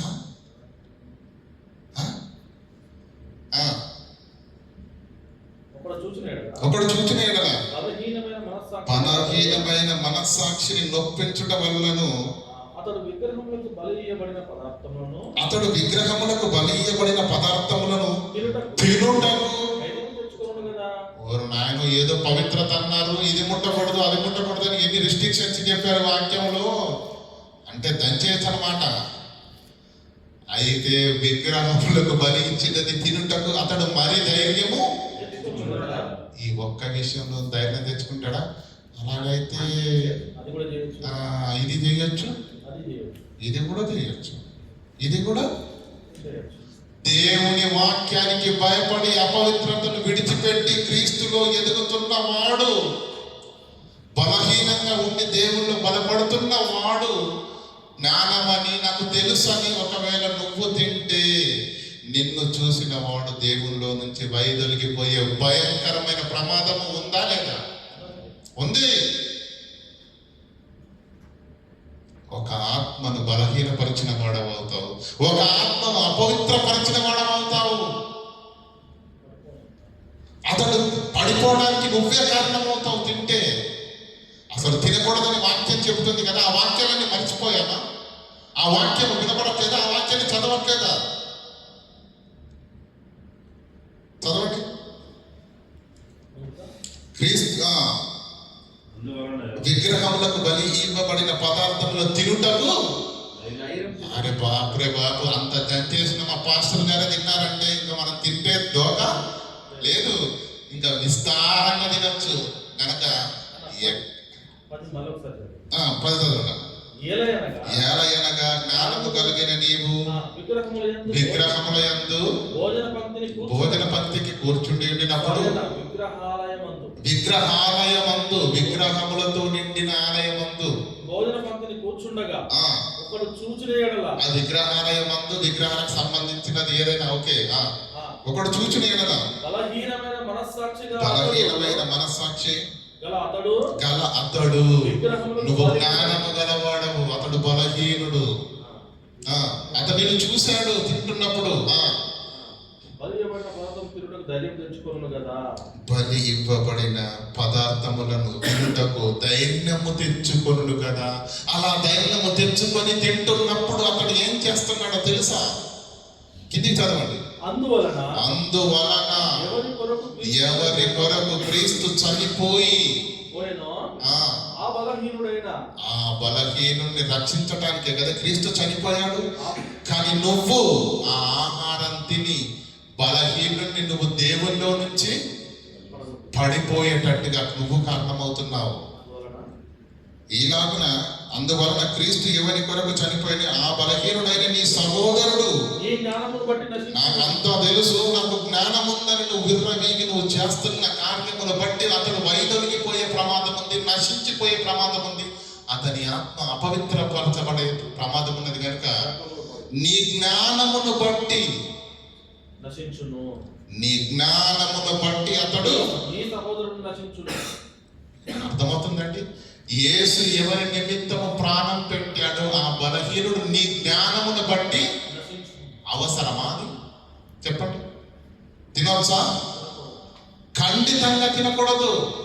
తినడం వల్ల ఉపయోగం లేదు, తినడం వల్ల నష్టం మాత్రం ఖచ్చితంగా ఉంది. ఇంకేమంటాడు చదవండి. ఈలాగు సహోదరులకు విరోధముగా పాపము చేయుట వలన, అది తింటే పాపము చేయుట వలన వారి బలహీనమైన మనస్సాక్షిని నొప్పించుట వలన మీరు క్రీస్తునకు విరోధముగా పాపము చేయువారవుతున్నారు. నాకు జ్ఞానం ఉందని చెప్పేసి నువ్వు తింటే నిన్ను చూసి వాడి పడిపోతున్నాడు, వాడి పాప ఆత్మ పవిత్రం అవుతుంది, అతడు బలహీనుడు అయిపోతున్నాడు, వాడు దేవుళ్ళో నుంచి వైదొలిగిపోతున్నాడు. అతడిని నీ జ్ఞానమును బట్టి వాడు నశించాడు. గనక నీవును అతడు ఇద్దరు క్రీస్తు ఎదుట ఎలా నిలబడ్డారు? క్రీస్తునకు విరోధముగా పాపము చేసిన వారవుతున్నారు. పాపము చేసిన వారవుతున్నారు. తినడం వల్ల పాపము చేసిన వారవుతున్నారు.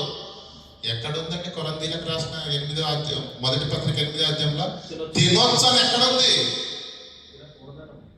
తినకూడదని మాత్రమే ఉంది.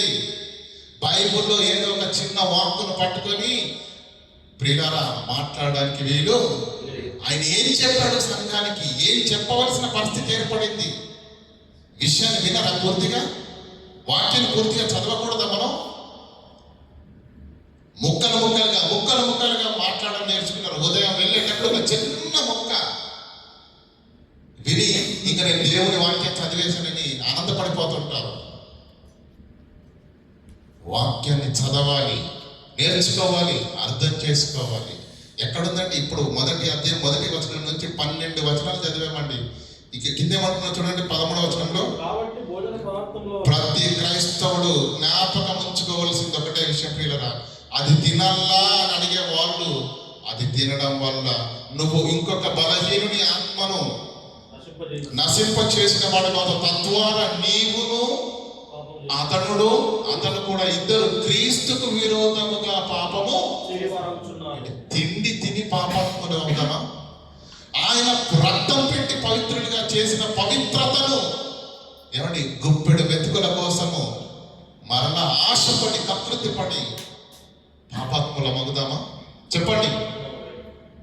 12 ఈలాగ సహోదరులకు విరోధంగా పాపము చేయుట వలన వారి మనస్సాక్షిని నొప్పించుట వలన మీరు కూడా క్రీస్తునకు విరోధంగా పాపము చేసిన వారగుదురు.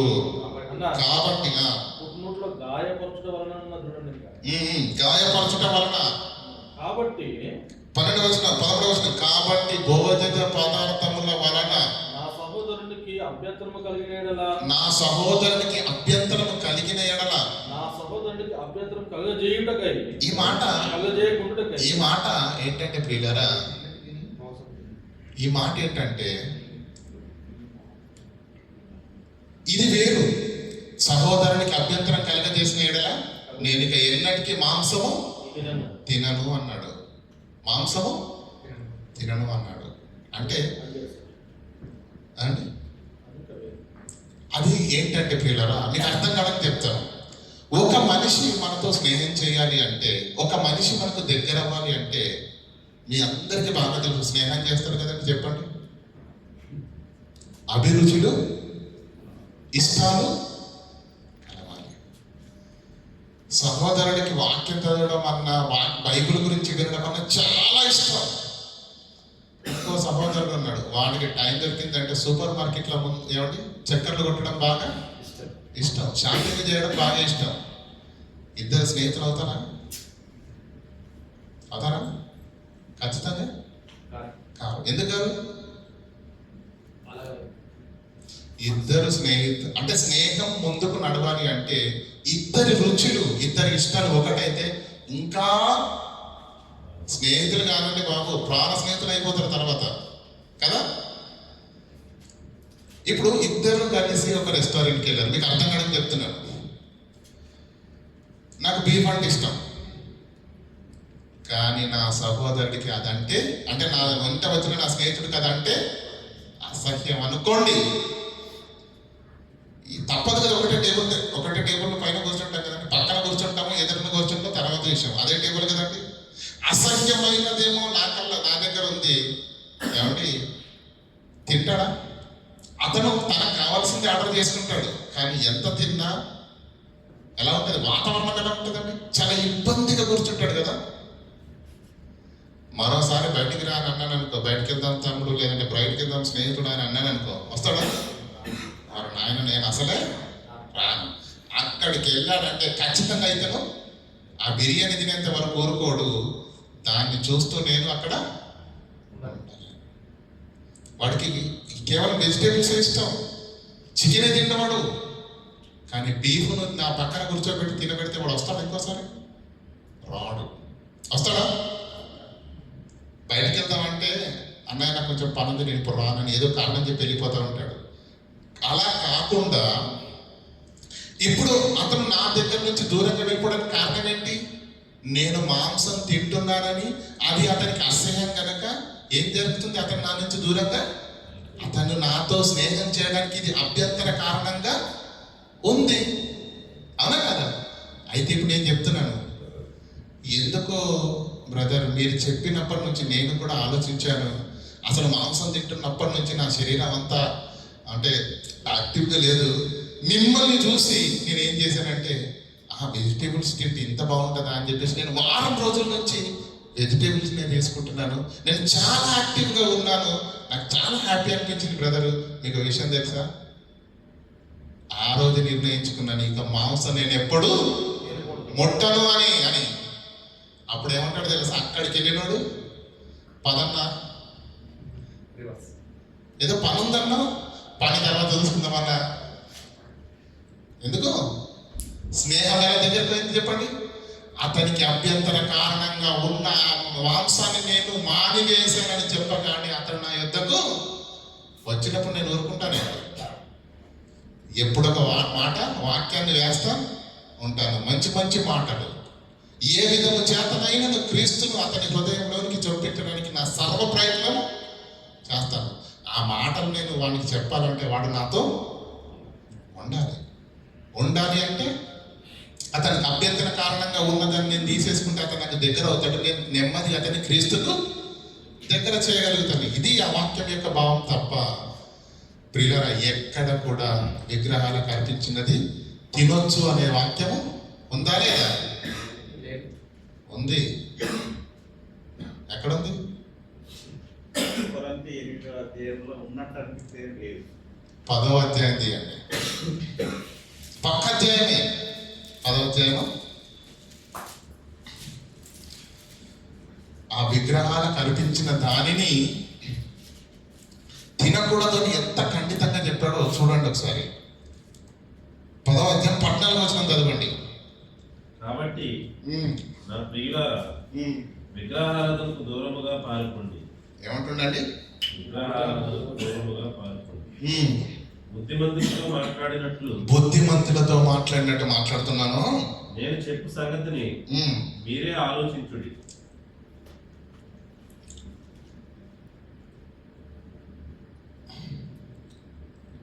ఇరవై వచనం చదవండి. లేదు గాని అన్యజనులు అర్పించు బలులు, బుద్ధిమంతులతో మాట్లాడినట్టు మాట్లాడుతున్నాను. 11వ వచనం, మనము దీవించు ఆశీర్వచన పాత్రలోని త్రాగుట, క్రీస్తు రక్తములో మనము పాలిపుచ్చుకొనుట.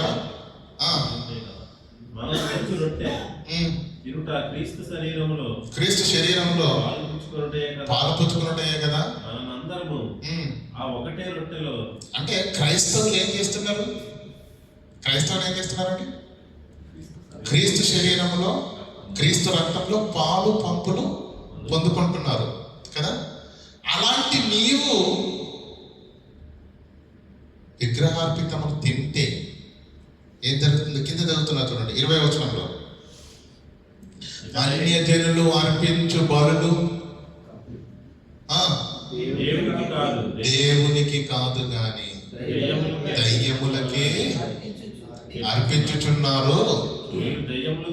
మీరు దయ్యములతో పానివారగుతారు. అందులో చేతి వేస్తే దాన్ని తింటే. పానివారగుట నాకు ఇష్టము లేదు. మీరు ఆదివార పారాధనలో ప్రభు పాత్రలో చేస్తారు. బయటికి దయ్యాల పాత్రలో కూడా చేస్తారా? అంటే మీరు ప్రభువుతోటి దయ్యాలతోటి ఇద్దరితో పాలివారు అవుతారా? మీరు అలా పాలివారు కానేరరు. ప్రభు బల్ల మీద ఉన్న దానిలోను, ప్రభు బల్ల మీద ఉన్న దానిలోను, దయ్యముల బల్ల మీద ఉన్న దానిలోను కూడా మీరు పాలు పొంద నేరరు. ప్రభువుకు రోషము పుట్టించదమా? అంటే ఇటు ప్రభు బలిలో చేతేస్తున్నటువంటి నీవు అసలు ఎవరేస్తున్నారు ప్రభు బలుల చేతు? ఏమంటే ఆరాధన పాస్టర్ గారు మీ అందరికీ ఏమంటే ప్రభు యొక్క శరీరాన్ని, రక్తాన్ని మీకు అందిస్తారు. అది క్రైస్తవులు తీసుకుంటున్నటువంటి ఏంటి? సమాజం భాషలో చెప్పాలంటే క్రైస్తవుల ప్రసాదం ఇది. అవునా కదా? రొట్టె ద్రాక్షరసం. అది ఎవరికి పడితే వారికి ఇస్తారా? క్రైస్తవులైనా సరే సంఘంలో ఉన్న వాళ్ళకు కూడా ఎవరు ఏమంటారు? బాప్తీసము తీసుకున్న వాళ్ళకు మాత్రమే, సిద్ధపడిన వారికి మాత్రమే. ఏమంటే తీసుకునే ముందు కూడా పాస్టర్ ఏమంటాడండి? మీరు యోగ్యంగా ఉన్నారో లేదో మిమ్మల్ని మీరు ఒకసారి పరీక్షించుకోండి. ప్రత్యేకింపబడిన వారికి మాత్రమే దాన్ని ఇస్తారు. అంత పవిత్రమైన దాంట్లో చెయ్యి వేసిన క్రైస్తవుడు వైపు నీవు బయటికి వెళ్ళి ఇంకో చేతి ఎక్కడేస్తున్నావు? దయ్యముల పాత్ర యందు నీవు చేతి వేస్తే ప్రభువుకు కోపము పుట్టించేవాడు కాదా? దేవునికి రోషం పుట్టించేవాడు కాదా? చెప్పండి. వాక్యం ఏమంటుంది? ప్రభువుకు రోషము పుట్టించదమా? ఆయన కంటే బలవంతులమా? ఏం చెబుతుంది వాక్యం? ఎక్కడుంది తినమని? ఏం అర్థం చేసుకున్నా చెప్పండి. లేదండి ఒక చోట ఉందండి. ఉంది, అక్కడికి వెళ్తున్నాం. కిందికి చదవండి 25వ వచనం, 27వ వచనం. మనస్సాక్షి నిమిత్తము 27వ నిమిషం. అవిశ్వాసులలో ఒకడు మిమ్మును విందుకు పిలిచినప్పుడు, ఇదే కదండి మనందరికి వచ్చిన వాక్యం. వెళ్ళుటకు మీకు మనస్సున్న ఎడల మీకు వడ్డించినదేదో మీరు ఎక్కడికి అవిశ్వాసులలో ఒకడు నిన్ను విందుకు పిలిచాడంట. ఎక్కడికి? విందుకు. మీకు వెలుటకు మనసుండిన ఎడల వడ్డించినది ఏదో దాని గురించి మనస్సాక్షి నిమిత్తం ఏ విచారణ చేయక తినుడి. అయితే ఎవడైనా మీతో విగ్రహాలకు అర్పించిన దాని గురించి మాట్లాడుతున్నాడా? విగ్రహార్పిత దాని గురించి మాట్లాడుతున్నాడా? విందుకు పిలిచాడా? విందుకు పిలిచాడు. ఓకేనా? కానీ విందుకు పిలిచినటువంటి ఆ అవిశ్వాసి అన్యజనుల్లో ఉన్న ఒక అవకాశం ఉంది, అతడు ఎక్కడన్నా అర్పించి తీసుకొని రావచ్చు. అవునా? అదే పాయింట్ కదా. అయితే ఎవడైనా మీతో ఇది బలి అర్పింపబడినదని చెప్పిన ఎడలా, బలి అర్పించబడినదని చెప్పిన ఎడలా అట్లు తెలిపిన వాడి మన నిమిత్తము. అంటే ఈ మాట ఎవరు చెప్తారండి? అయ్యో పాస్టర్ గారు, ఇది విగ్రహాలకు బలి అర్పించిందని ఖచ్చితంగా విశ్వాసి మాత్రమే చెప్తాడు. అవునా? అట్లు చెప్పిన వాని తెలిపిన వారి నిమిత్తమును మనస్సాక్షి నిమిత్తమును తినకుడి. మనస్సాక్షి నిమిత్తం అనగా నీ సొంత మనస్సాక్షి నిమిత్తం కాదు. నీ సొంత మనస్సాక్షి గురించి మాట్లాడట్లేదు. ఎదుటి వారి మనస్సాక్షిని గురించి ఇలాగ చెప్పుచున్నాను. ఎందుకనగా వేరొకని మనస్సాక్షిని బట్టి నా స్వాతంత్ర విషయములో తీర్పు తీర్చబడనేలా. అంటే స్వాతంత్ర విషయంలో అంటే ఇక్కడ ఏమి ఇచ్చాడంటే ప్రియులారా, నువ్వు తినొచ్చు. విందుకు వెళ్ళినప్పుడు వాళ్ళు పెట్టింది నువ్వు తినొచ్చు. విందుకు వెళ్ళినప్పుడు పెట్టింది తినొచ్చు. కానీ అది విగ్రహార్పితమైనదైతే తినకూడదు. అవునా? ఓకే. విగ్రహార్పితమైతే తినకూడదు. అది నీకు తెలియనంత వరకు నువ్వు దాన్ని తినొచ్చు. అవునా? ఇదేంటి? స్వాతంత్రం. నువ్వు తినొచ్చు, తినకపోవచ్చు. కిందేమంటాడు? ఆ స్వాతంత్రమును స్వాతంత్ర విషయంలో నేను తీర్పు తీర్చబడనా? ఎలా? నేను ఒకవేళ కృతజ్ఞతాస్తుతులు చెల్లించి పుచ్చుకుని ఎడల ఈ ప్రకృతిలో ఏది నిషేధింపబడబడినది కాదు, అన్ని దేవుడే ఇచ్చినాయి అని ఒకవేళ నేను అనుకొని ఆ వాక్యాన్ని అప్లై చేసుకొని ప్రార్థన చేసుకొని తింటే నేను దేని నిమిత్తం కృతజ్ఞతాస్తుతులు చెల్లించుతున్నాను. అంటే కృతజ్ఞతాస్తుతులు దేనికి చెల్లించి తింటున్నానో దాని నిమిత్తం కూడా నేను దూషింపబడనేనా, నేను అపరాధిని కానేనా? అంటే దాని అర్థం ఏంటి? విగ్రహానికి అర్పించినది నువ్వు ప్రార్థన చేసుకొని తిన్నా నువ్వు పాపాత్ముడివే అవుతావు. దేవుని ఆజ్ఞను ధిక్కరించిన వాడివే, అతిక్రమించిన వాడివే అవుతున్నావు. ఈవెన్ ప్రార్థన చేసుకొని తిన్నా కూడా అసలు విగ్రహార్పితం తినకూడదు.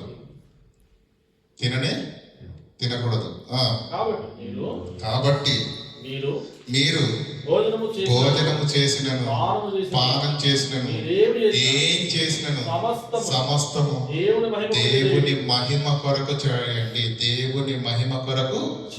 చేయండి. తినమని ఎక్కడుంది చెప్పండి? ఉందా? ఎక్కడే ఉందా? కానీ కొన్ని సందర్భాలలో క్లిష్టమైన పరిస్థితుల్లో వస్తాయి. విందుకు పిలిచారు, విగ్రహం దగ్గర పెట్టినది మాత్రం మనకు ఖచ్చితంగా ఇవ్వరండి. వాళ్ళు ఖచ్చితంగా ఇవ్వరు. కానీ అక్కడికి వెళ్ళి తినవలసి వస్తుంది కదా. దాన్ని నేను ఎలా మరి అధిగమించాలి ఒక క్రైస్తవుని కానీ ఒకవేళ నువ్వు అంటే, మీకు ఒక మంచి ఎగ్జాంపుల్ చెప్తాను, చాలా జాగ్రత్తగా వినండి. అదే అవిశ్వాసి నిన్ను పిలిచాడు. ఎక్కడికి? విందుకు. స్నేహితుడు లేదంటే రక్త సంబంధి లేదంటే బంధువు పిలిచాడు. ఓకేనా? విందుకు పిలిచేటప్పుడు ఎలాంటి వంటలు ఉంటాయండి చెప్పు? విందుకు పిలిచినప్పుడు ఎలాంటి వంటలు చేస్తారు అక్కడ? చక్కని మటన్ బిర్యానీ, చికెన్ బిర్యానీ, మసాలా ఘాటు, అమ్మ బాబోయ్ కదా, బ్రహ్మాండంగా ఉంటుంది. కానీ నన్ను పిలిచాడు. ఆ మధ్య కాలంలోనే నాకు యాక్సిడెంట్ అయ్యిందనుకోండి, కాల్లో రాడ్డేశారనుకోండి, వెళ్ళాను, పిలిచారు, ఎందుకు పిలిచారు అక్కడికి, నేను వెళ్ళాను. అప్పుడు వింటున్నారు జాగ్రత్తగా, ఏమైంది? నాకు యాక్సిడెంట్ అయింది. కాళ్ళు ఏముంది? రాడ్ ఉంది, ఐరన్ రాడ్, స్టీల్ రాడ్ వేశారు, నట్లతో బిగించేశారు దాన్ని. ఇప్పుడు వెళ్ళగానే ఇదిగో ఏమంటారు చెప్పండి, తినండి అని అనగానే అప్పుడు మనం ఏం చేస్తాం? స్నేహితుడు అనుకోండి, లేదంటే మన రక్త సంబంధం అనుకోండి, బంధువు అనుకోండి, అక్క నువ్వు ఇంత ప్రేమతో తీసుకొని ఇచ్చావు, తినాలని నాకు ఉంది, కానీ నా ఆరోగ్యం ఇటీవలే పాడైపోయింది, ఇలా యాక్సిడెంట్ అయింది, లోపల రాడ్డు ఉందక్క, కనుక అటువంటి ఉప్పు కారం ఇలాంటి మసాలాలు ఉన్నది అని నేను తింటినంటే లోపల దానికి దుమ్ము పట్టిపోద్ది, తర్వాత అది విషంగా మారి నా శరీరం అంతా పాకుద్ది. ఈరోజు ఉన్నటువంటి ఈ పరిస్థితి ఏదైతే ఉందో అది ఆ కాలంతా విషపూరితంగా మారిపోయి అవసరమైతే కాలే కొట్టేసే పరిస్థితిలోకి వెళ్ళిపోద్ది. పరిస్థితి విషమిస్తే నా ప్రాణమే పోతుందని అన్నప్పుడు స్నేహితుడైనా, రక్త సంబంధి అయినా, బంధువు అయినా, లేదు లేదు నువ్వు విందుకు వచ్చావు కనుక ఖచ్చితంగా నేను పెట్టింది తినాలి అంటారా? చెప్పండి. అలా అంటే అది స్నేహమా? అలా అంటే అది బంధుత్వమా? అలా అంటే అది రక్త సంబంధమా? అలాంటి బంధాల కొరక నువ్వు ఆలోచించేది. ఏమంటారు చెప్పండి? అయ్యో నాకు తెలియదే, అలాగే కూర్చోబెట్టి అంత హడావడిలోనైనా 2-4 గోధుమ చపాతీలు చేసుకొని మరి తీసుకొని వచ్చి కదా, నీకు ఏదైతే ఆరోగ్యాన్ని ఇస్తుందో, నీకు ఏదైతే ఆరోగ్యకరమైనదో, మంచిదో, నీకు క్షేమాన్ని కలగజేస్తుంది, దాన్ని మరలా ప్రత్యేకంగా నీకు వండి తీసుకొని వచ్చి మరలా పెట్టడం అనేది ఎందుకు వంట చేశారు ఇప్పుడు చెప్పు? నీ ఆరోగ్యము పాడు కాకూడదని, నీ శరీరానికి నష్టము కడకూడదని. అంటే నీ ఆరోగ్యం పాడు కాకూడదని, నీ శరీరంలో నష్టం జరగకూడదని, నీకు ఏ అపాయం జరగకూడదన్న సంగతిని ఎరిగి నీ కొరకు ప్రత్యేకమైనది వండి తీసుకొని వస్తున్నప్పుడు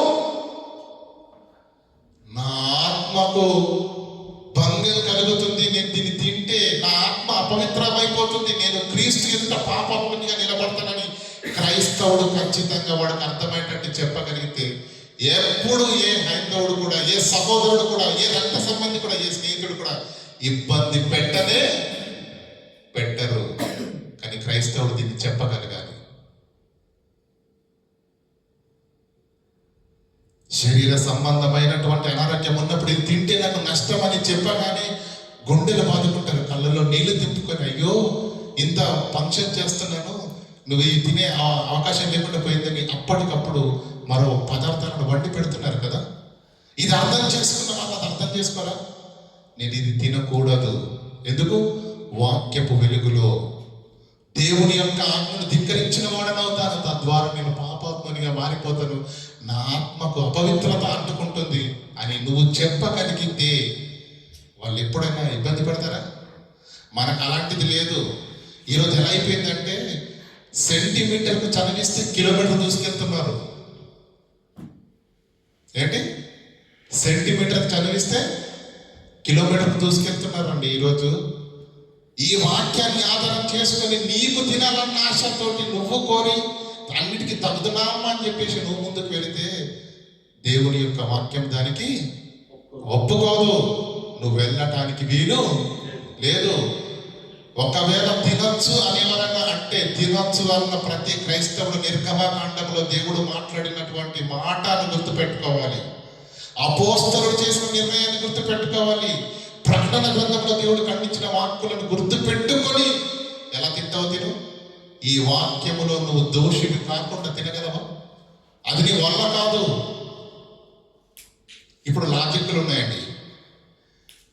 ఏమంటే మనం టిఫిన్ సెంటర్ దగ్గరికి వెళ్తాం కదా, పొద్దున్న ఏం చేస్తాడు ఆయన? టిఫిన్ సెంటర్ ఆయన అందరు క్రైస్తవులు ఉంటారేంటి?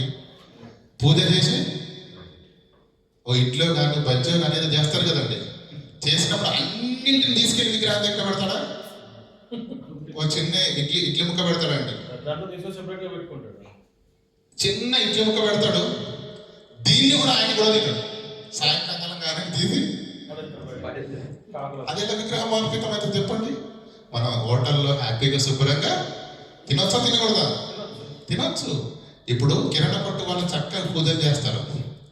సాంబ్రాణి ఉదయం వెళ్ళగానే ఏమిటి అగరత్తులతో ఇలా చేసేసి పూజ చేసి చేస్తారు. అందులో మనం కందిపప్పు కొనుక్కుంటే తప్పేముంది? అది విగ్రహార్పితమా? విగ్రహం ముందు పెట్టాడా? చెప్పండి. ఒక్కవేళ బాగా ఆలోచించండి. ప్రసాదం అనే పదం వచ్చింది కాబట్టి చెప్తున్నాను. స్నేహితులు ఉన్నారు, ఎవరో మనకు తెలిసిన అవిశ్వాసులైన వాళ్ళు, వేరే విశ్వాసంలో ఉన్న వాళ్ళు ఉన్నారు. వాళ్ళు ఏదైనా ప్రసాదం ఏదైనా తీసుకొచ్చి ఇచ్చారనుకోండి, ఏది అంటే ఏదో ఒక దేవాలయం దగ్గరికి వెళ్ళినప్పుడు ఆ గుడి ప్రాంగణములో బయట అన్ని స్వీట్లు కానీ ఏమండి ఈ కార, ఈ బొంది, ఈ లడ్డూలు కానీ తినుబండాలన్నీ బయట అమ్మేటియాలి. అది ఏవి కూడా విగ్రహం దగ్గరికి వెళ్ళినవి కావు, విగ్రహం ముందు పెట్టినవి కావు.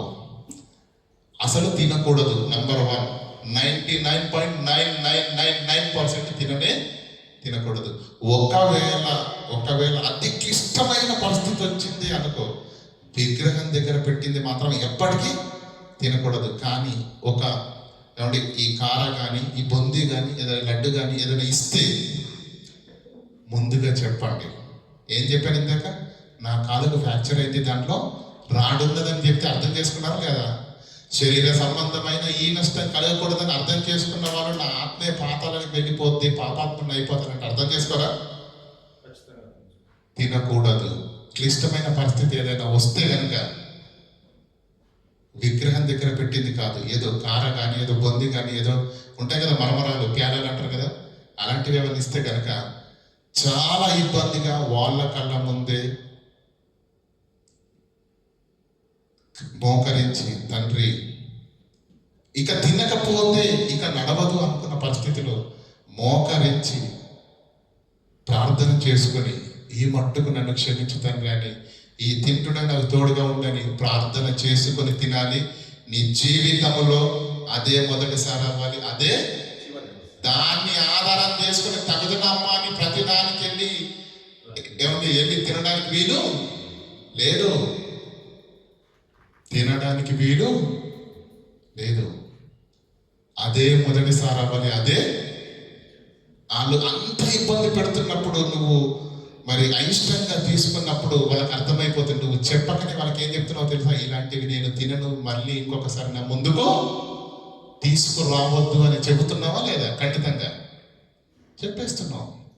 ఇది నా ఆత్మకు అంటే నేను చెప్తున్నాను. ఇక అది తినకపోతే బంధము తెగిపోద్ది, స్నేహం తెగిపోద్ది అనేటి పరిస్థితి ఏదైనా ఉంటే దీనిని బట్టి అతన్ని మనం దూరం చేసుకోకూడదు. అలాని ప్రతిసారి దాన్ని ముందేసుకొని మనము తగుదనమ్మంటూ వెళ్ళడానికి వీలు లేదు.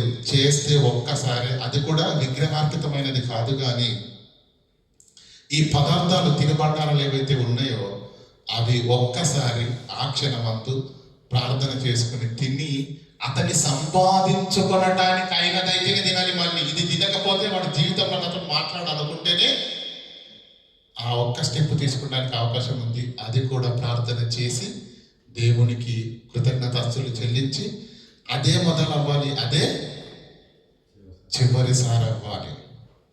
కానీ ఎక్కడ కూడా విగ్రహార్పితం తినుమని మాత్రము దేవుని వాక్యము బోధించడము లేదు ప్రియులు. ఖండితంగా విగ్రహార్పితమైనది తినడానికి వీలు లేదు. ఎవరినో సంతోష పెట్టాలని నువ్వు అనుకుంటున్నావు, కానీ దేవుణ్ణి దుఃఖపరుస్తున్నావు, దేవుని ఆజ్ఞను ధిక్కరిస్తున్నావు. తద్వారా ఎదుటివారు పాపం చేయడానికి కారణమవుతున్నావు, ఎదుటివాడు పడిపోవడానికి కారణమవుతున్నావు. తద్వారా అతడు దేవుని దృష్టిలో పాపాత్ముడు అవుతున్నాడు. నీవు దానికి ఆద్యం పోసి నీవు కూడా క్రీస్తు ఎదుట పాపాత్ములం అవుతున్నావు ప్రియులారా.